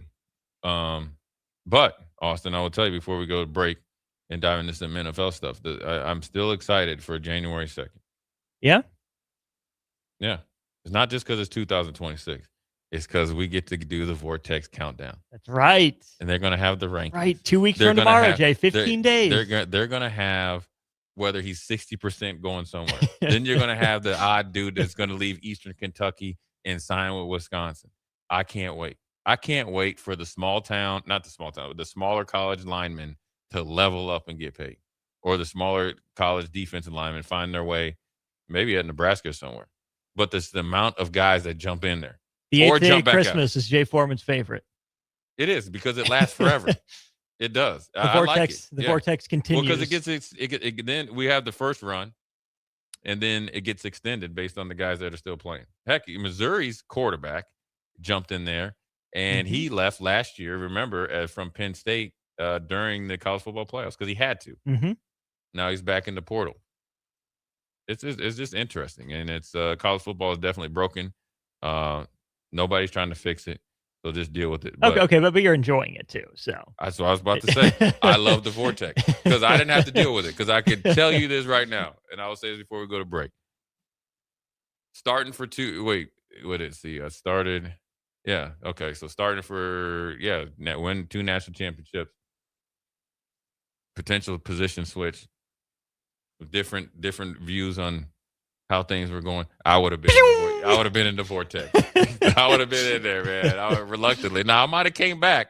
They would have had a retractable. You ever play that game where you could retract it? Yeah. Yeah, I would have been able. I would have came back, but I might have dipped in there real quick. So use paper bag tour most easy. Yeah, I don't know if I would have been able to shake down Charlie McBride as some of these guys are able to shake down some of their coaches because I would have probably been too scared. But anyways, Jay Foreman, Austin Norman.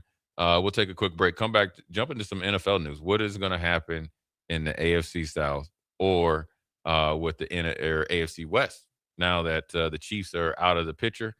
Is it the Chargers or the Broncos that's going to finish out the run in the AFC? Jay Foreman, Austin Norman. We'll be right back. You're listening to Old School with Jay Foreman and Austin Orman. Download the mobile app and listen wherever you are on 93.7 The Ticket and theticketfm.com. Load up on meat and more this holiday season at the Mercado by Certified Piedmontese at 84th and Havelock. Keep your eyes posted to the Mercado's social media pages for specific daily deals from now all the way through New Year's Eve on December 31st. Don't forget their other locations, now open at 30th and Yankee Hill and 84th and Old Cheney in Lincoln and 168th and Maple in Omaha. Get to the Mercado today for the best meat in town. All right, Lincoln, if you're a diesel technician who's ready to earn up to $40 an hour and you're tired of working nights and weekends, listen up. Inland Truck Parts and Service is hiring experienced diesel technicians right here in Lincoln, and they're offering what every hardworking tech wants. Monday through Friday hours, no nights, no weekends, and paid training on advanced diesel technology. With 37 locations across 12 states, career advancement opportunities are endless. Start building towards your future and apply today at inlandtruck.com. That's inlandtruck.com. Or text APPLY to 785-369-1320. Select Plumbing and Utility has been serving Lincoln and the surrounding area for 14 years, and they're not slowing down. Select Plumbing and Utility handles all your plumbing needs from faucets and water heaters to full renovations, and they can even help with your heating and cooling needs. They're also Lincoln's underground experts, repairing and replacing broken underground water and sewer lines since day one. Contact Select Plumbing and Utility today at 402-560-6197, assuring excellence in every situation, opportunity, and challenge. That's 402-560-6197. 93.7 The Ticket, Fox, KFXL weather. Sponsored by John Henry's Plumbing, Heating, and Air Conditioning. Your Lincoln forecast for today, a few flurries possible this morning. Otherwise, mainly sunny skies, be very windy with falling temperatures, a high around 40. Tonight, mainly clear skies, a continued breeze, low around 19. And tomorrow, we'll see mostly sunny skies, be breezy and warmer, a high near 49. I'm meteorologist Kyle Puckett for 93.7 The Ticket and theticketfm.com. Mike, the insurance company wants us to replace the roof. Wait, what? I thought everything was fine. Yeah, it says right here our roof is too old and they won't be able to cover us anymore. I guess it is 15 years old. Hi, I'm Austin with Roofing Service Company. We help homeowners with their roofing and siding projects. Financing options are available, and we can get you under a new roof no time at all. If this sounds like you, visit roofingservicecompany.com. That is roofingservicecompany.com. Happy holidays, Nebraska. The Christmas event of the year is coming to the Lead Center.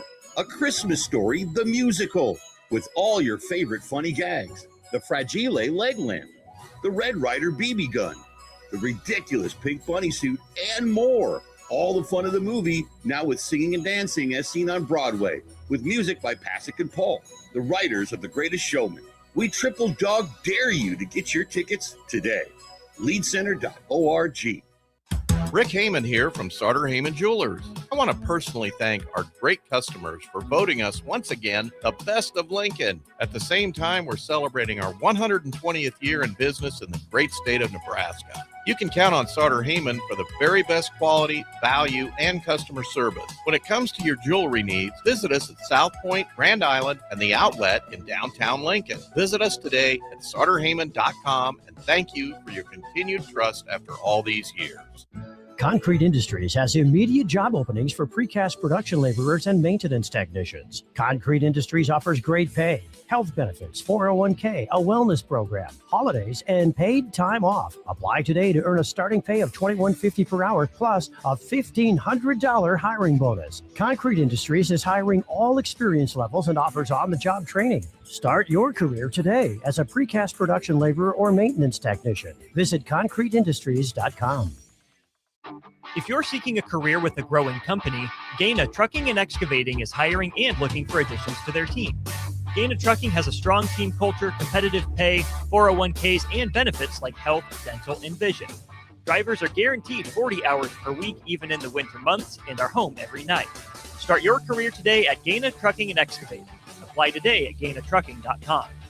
Nutrition Authority presents Fusion 30, an ultra-premium protein powder ideal for anyone wanting to look, feel, and perform their best. Fusion 30 can only be found at Nutrition Authority. Stop in today for a free sample, visit with a certified nutritionist, and get better than internet pricing. For store info, visit mynutritionauthority.com. Empower a child today with the Teammates Mentoring Program by building a relationship based on strengths and chart a brighter future 1 week at a time. Find out how you can be a mentor by visiting LincolnTeammates.org. Become what you needed as a kid by joining the Teammates Mentoring Program today. Back to Old School with Foreman and Orman on 93.7 The Ticket and theticketfm.com. What up, we're back. Jay Foreman, Austin Orman, Old School, second segment, NFL time. We got Thursday Night Football, but more importantly, the Chiefs are cooked.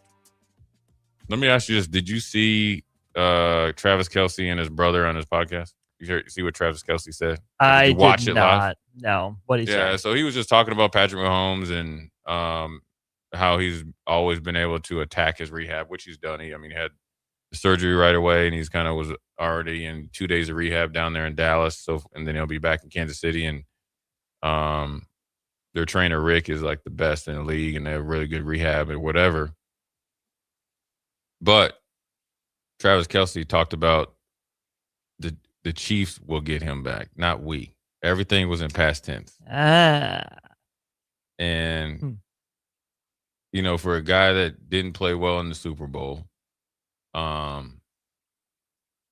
a little bit of uptick in productivity this year. Kind of been phased out. There's been times he's been open and Patrick doesn't really look his way. And then you had the big drop against Houston that ended up being a game-sealing interception. And then the other play this last week, it seems like he's, probably leaning towards retirement, which is tough. Because with Travis Kelce, obviously, all the antics and stuff put aside, you'd like to see somebody like him go out, with at least being in the playoffs or something. Yeah. I mean, they've been in the AFC Championship, 7 years in a row or something? Yeah, every year Mahomes been a starter full time. Yeah, 7 years in a row, and they've been the dominant, just like the Patriots. And you just wish he was able to, at least get to the playoffs and make a good run. We kind of feel like, get the band back together one last time, Right. one last heist Right. sort of thing, because they're not backdooring their way into this one. No, Obviously they can't because they're eliminated, but they weren't going to, just with the way they were playing. Not like a couple of years ago when the NFL let them get away with it, really, in a lot of ways. Wasn't happening this year, but yeah, I think the dynasty's more on pause than over. but it could be over if they don't adjust. Yeah. And I don't think that finding the next Travis Kelce Is the needs answer. to be the priority. No. But there's a lot of stuff they got to get right before they even consider finding the next Kelce. I put in air quotes. Yeah, I mean, their defense is pretty young and pretty stout. Obviously, I think they need to get a better year out of Karlaftis and Chris Jones. But Chris Jones turned it on late. Karlaftis kind of almost like, all right, man, were you really worth that huge contract? So he's got to earn his money. It started in training camp with Chris Jones calling him out. Mm-hmm. So you got to get that handled, and then that defense will go even higher. But I like it. They draft well. They develop well, especially out there in the corners. They kind of always you got Trent McDuffie. They got to decide what they're going to do there. What do you do with him? I think having a lockdown corner in Spags' system, for once, you got to keep you invested a first-round pick in him. Because you traded away, who was it? Ward and Snead and you let him walk. Marcus Peters was the Yeah. other one they traded for and then let him walk too. So, I mean, you got to – It was Marcus Peters, wasn't it? Yes. Yeah. And McDuffie's good. Yeah. And you also, you let Reed go, who was probably, your thumper back there. He was a racer. He was a playmaker. He could blitz. You never really attempted to re-sign him. And then offensively, you got to probably address the offensive line. I like the running back room, and you got to see what you're going to do out there at wide receiver position. I mean, Rice, the way he ended, obviously worn out. I mean, he was taking some big hits, but the drops started to come back, right? And you're waiting for Worthy. You're waiting for all these guys that you've invested in to pop, and you haven't got it. But the honest to God truth, Kansas City fans, if you're listening, and hopefully you're on the text line, you guys have not been in the same since Eric Bieniemy left. Face it. Period. Patrick Mahomes needs to face it. Mm-hmm. Andy Reid needs to face it and bring him back. Then you'll get your edge back. That's what's missing. I think that Philly game just exposed what everybody was almost doing last year in those one score games that they were winning. Mm-hmm. And then I think coming into the season, there was no fear. No fear. Yeah, that aura was gone. Yeah. And so they got to get back to, and that's why I think I would like Kelce to come back. Him and Mahomes, they got a steakhouse together. So obviously they're really good friends. I'm going to come back because I want you to do well. It's like, I want you to do well because I want you to go out on a better note. The Chiefs just formula on offense just feels broken. Some of that's the offensive line. I mean, they're down to like 75th tackle or whatever it is. And that certainly doesn't help matters.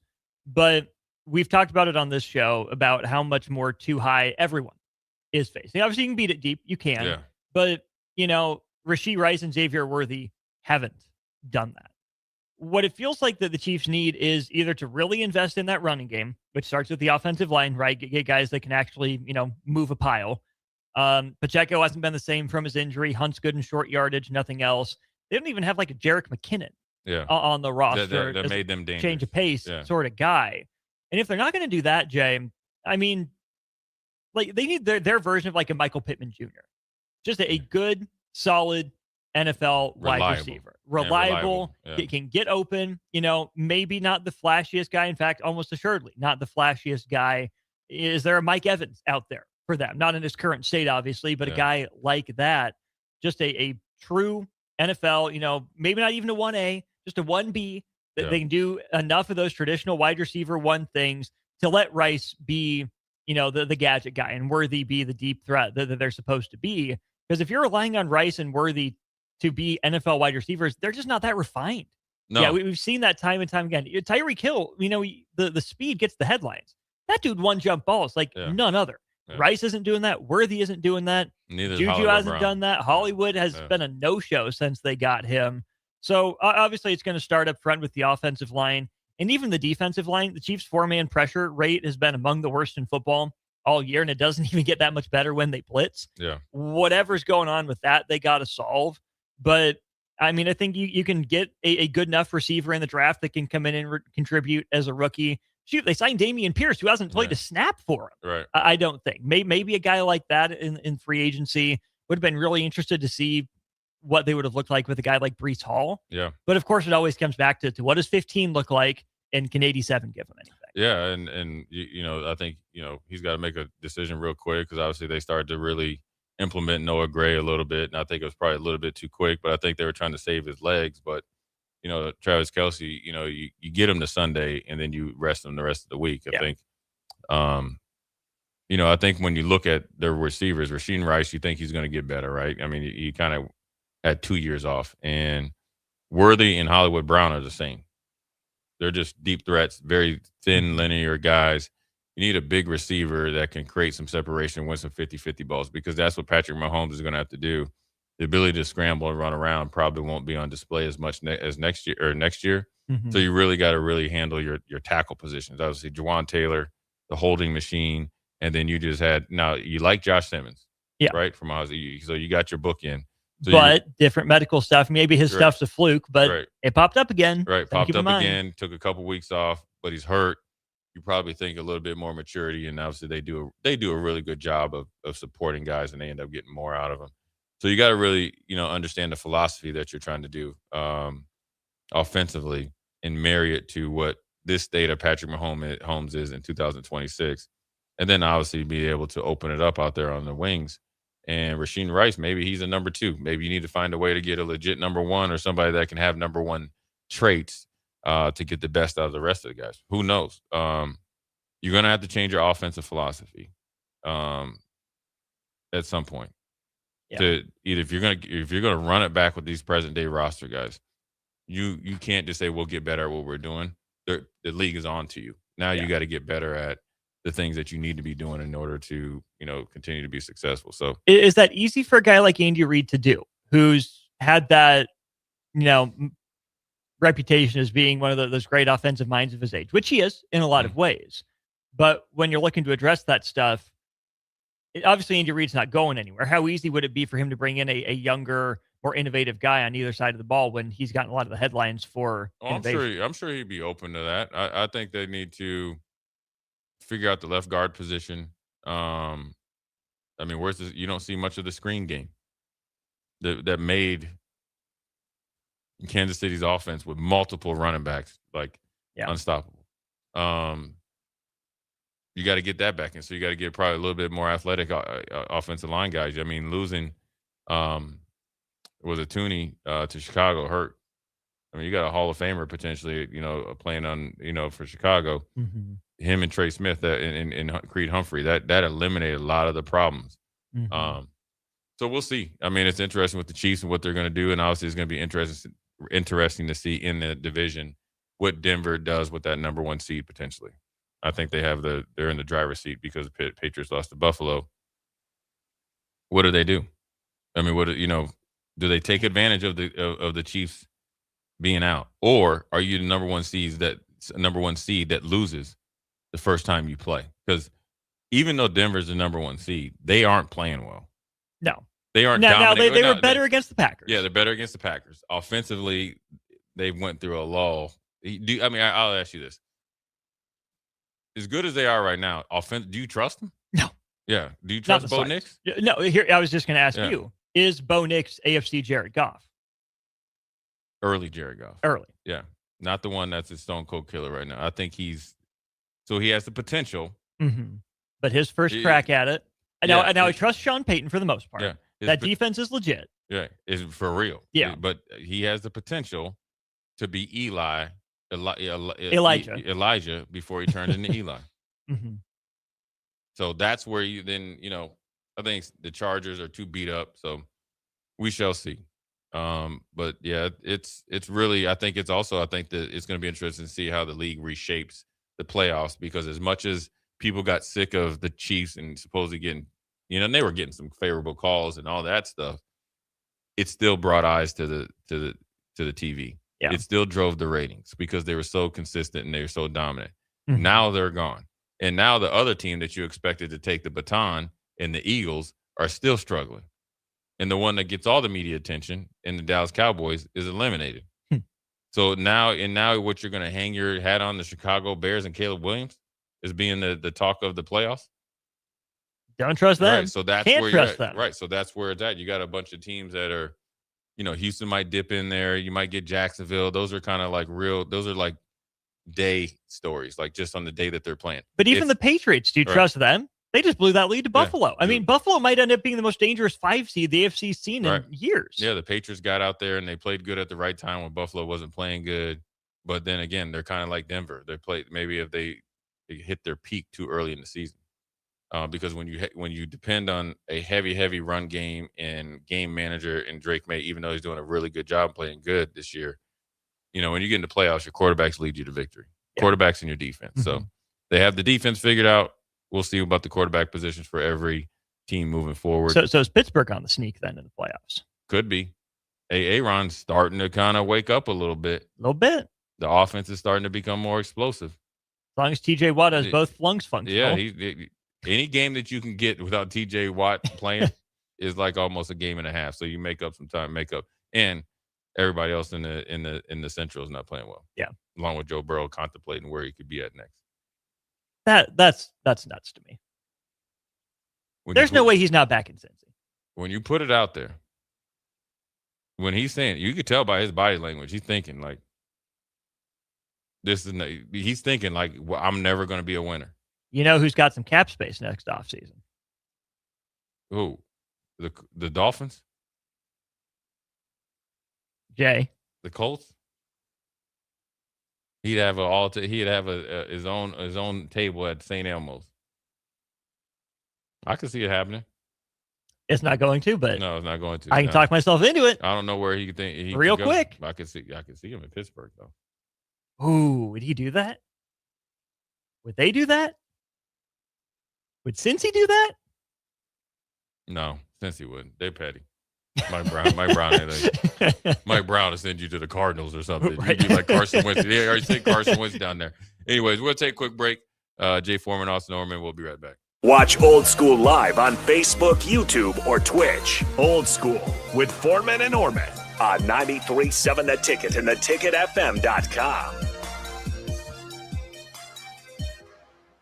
When we're building homes for people, we're really trying to advise on the things that are going to create value so that when they go to sell it, they're going to have equity so that they can go build their second home. Bob Benish is the founder and president of Aspen Builders, online at aspenbuildersinc.com. You know, the year has been a great year for Aspen Builders. We have had many repeat customers. We've been very blessed with great office staff, with great employees, and great subcontractors. We worked with a lot of new people building their dream home. We've built some great relationships. A lot of those relationships will continue. We'll be building them another new home down the road. So I'd like to take this time to wish all of our past customers and our future customers a very Merry Christmas and a Happy New Year.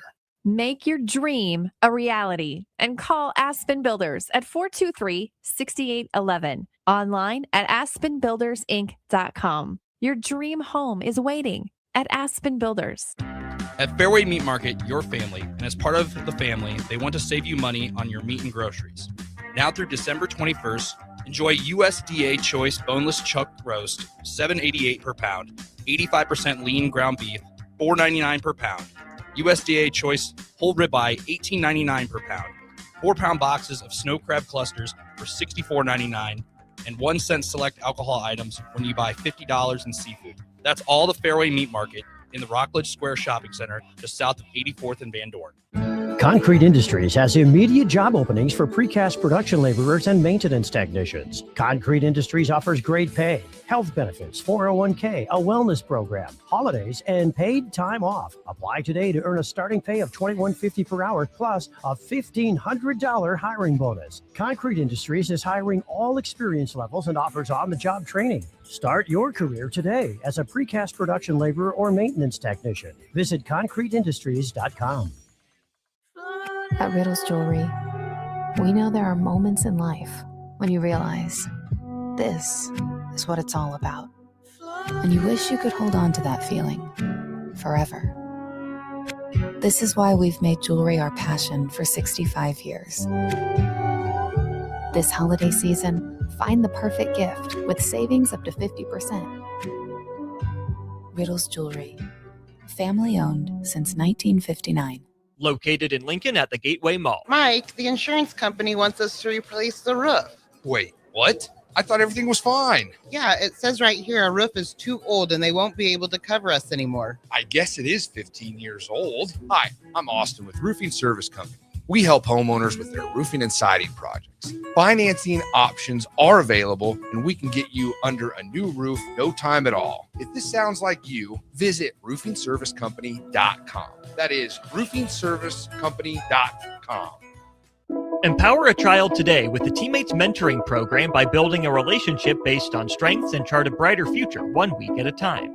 Find out how you can be a mentor by visiting LincolnTeammates.org. Become what you needed as a kid by joining the Teammates Mentoring Program today. Happy holidays, Nebraska. The Christmas event of the year is coming to the Lead Center. A Christmas Story, the musical, with all your favorite funny gags. The Fragile leg lamp, the Red Ryder BB gun, the ridiculous pink bunny suit, and more. All the fun of the movie, now with singing and dancing as seen on Broadway, with music by Pasek and Paul, the writers of The Greatest Showman. We triple dog dare you to get your tickets today. Leadcenter.org. Winter is just around the corner. Is your vehicle ready? Don't get left out in the cold. At A1 Automotive, we prep your car for whatever winter throws your way here in Nebraska. For battery checks, to brake inspections, tires, heaters, whatever your car needs to keep you and your family safe on the road, we've got you covered. A1 Automotive, always honest answers. Back Nine Golf in South Lincoln is the premier indoor golf experience in the state. The weather in the winter months is cold, windy, and as unpredictable as a tee shot on the 450-yard par 4. With top-of-the-line full-swing simulators and a PGA teaching professional, Back Nine Golf is there to help you improve your game and lower your score. Back Nine Golf is open to the public with 24/7 access for members. Learn about Back Nine's variety of memberships today and see the facility for yourself at 7501 South 15th Street in Lincoln, just south of 14th and Pine Lake Road. Back Nine Golf, your premier indoor golf and events destination. At Koppel, during the holidays, we take time to cherish our terrific staff, community, and loyal customers that continue to drive that money-saving mile to Louisville, Nebraska. Hi, this is Sean Callahan. I can proudly say I bought my car at Koppel. If you are in the area, I invite you to stop by Koppel Chevrolet GMC's offices in Louisville or check them out online at koppelcars.com. On behalf of Koppel Chevrolet GMC, Merry Christmas and safe travels to all. Start your Sundays off right with Jeff and Nicole Essink on Fitness Fanatics. Jeff and Nicole discuss health and wellness, how to achieve fitness goals, and more through the life of gym owners and gym goers. It's Fitness Fanatics from 9 to 11 a.m. on Sundays on 93.7 The Ticket and theticketfm.com. Back to old school with Foreman and Orman on 93.7 The Ticket and theticketfm.com. What up? We're back. Quick segment. Jay Foreman, Austin Norman, old school. We got the over-under, Austin, here since we're at 5:54 here. Mm-hmm. Yes or no, Phillip Rivers throws for over 200 yards this week? Ooh, they got San Fran. They got it Monday night. It's an extra day to prepare. Extra day to prep. Fred Warner's not playing. Fred Warner's not playing. I would say probably under 2 Bills, but I think he's going to average at least 6 air yards per attempt. Which, did you see his passing chart? I mean, this looked like 2021 Giannis. A couple of those outside ones, just ding, dunk, ding, dunk, ding, dunk. 18 to 27 for 140, 150. Efficient. Okay, come on, Phil. Stretch it out a little, my man. He's just getting his arm loose, man. You gotta get. Look, he's been chilling for five years. For all those fantasy owners who have Alec Pierce on their team, bench him. Phil can't get it that far down the field. No. Yeah, he's he'll stretch it a little bit this week. Good one tonight, though. Yeah. Who do you got? Man, I think the Rams are the better team. I do too. But it's in Seattle on a short It's tough week. up there too, and the weather's probably going to be bad, right? I like McDonald. It's supposed to rain. Ought to be, I think. I mean, it's Seattle. Yeah, it's supposed to rain. I think Seattle gets this one, but I think the Rams win the next 2 and end up with the 1 seed in the NFC. Yeah, I think the Rams are for real, man. And but I think Seattle is, whipping into shape too. They're a problem. That defensive front with Leonard Williams and old buddy from Texas, And then you got Emin Warry's good. Jamarcus Lawrence from Dallas. Oh, that's right. I mean, yeah. It's the real deal. Seattle's legit. Yeah. Now Darnold scares me. In big games. Yeah.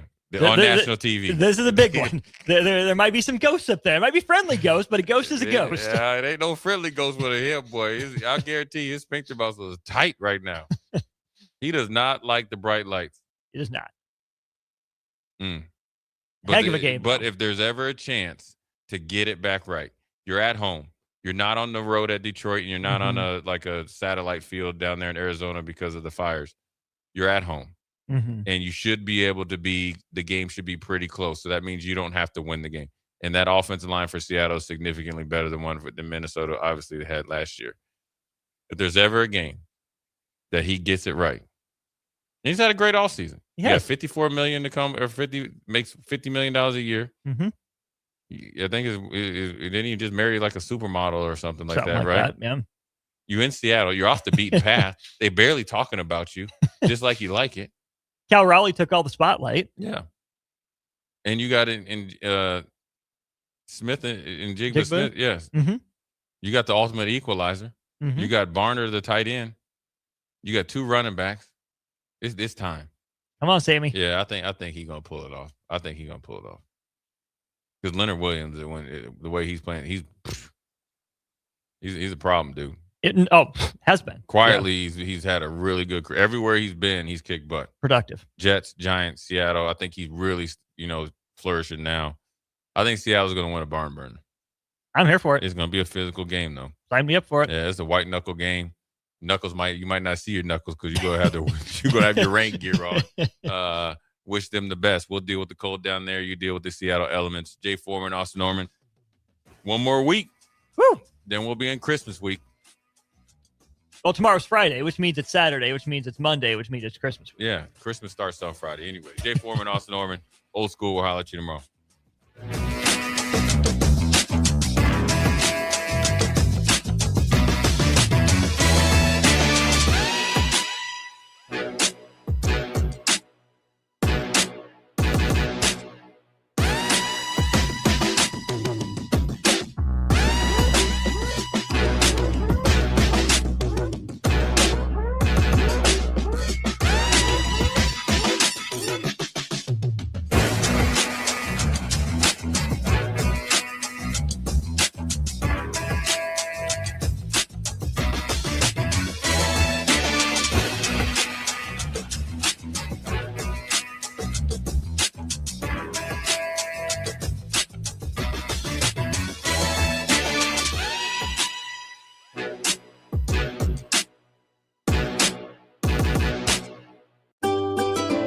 Load up on meat and more this holiday season at the Mercado by Certified Piedmontese at 84th and Havelock.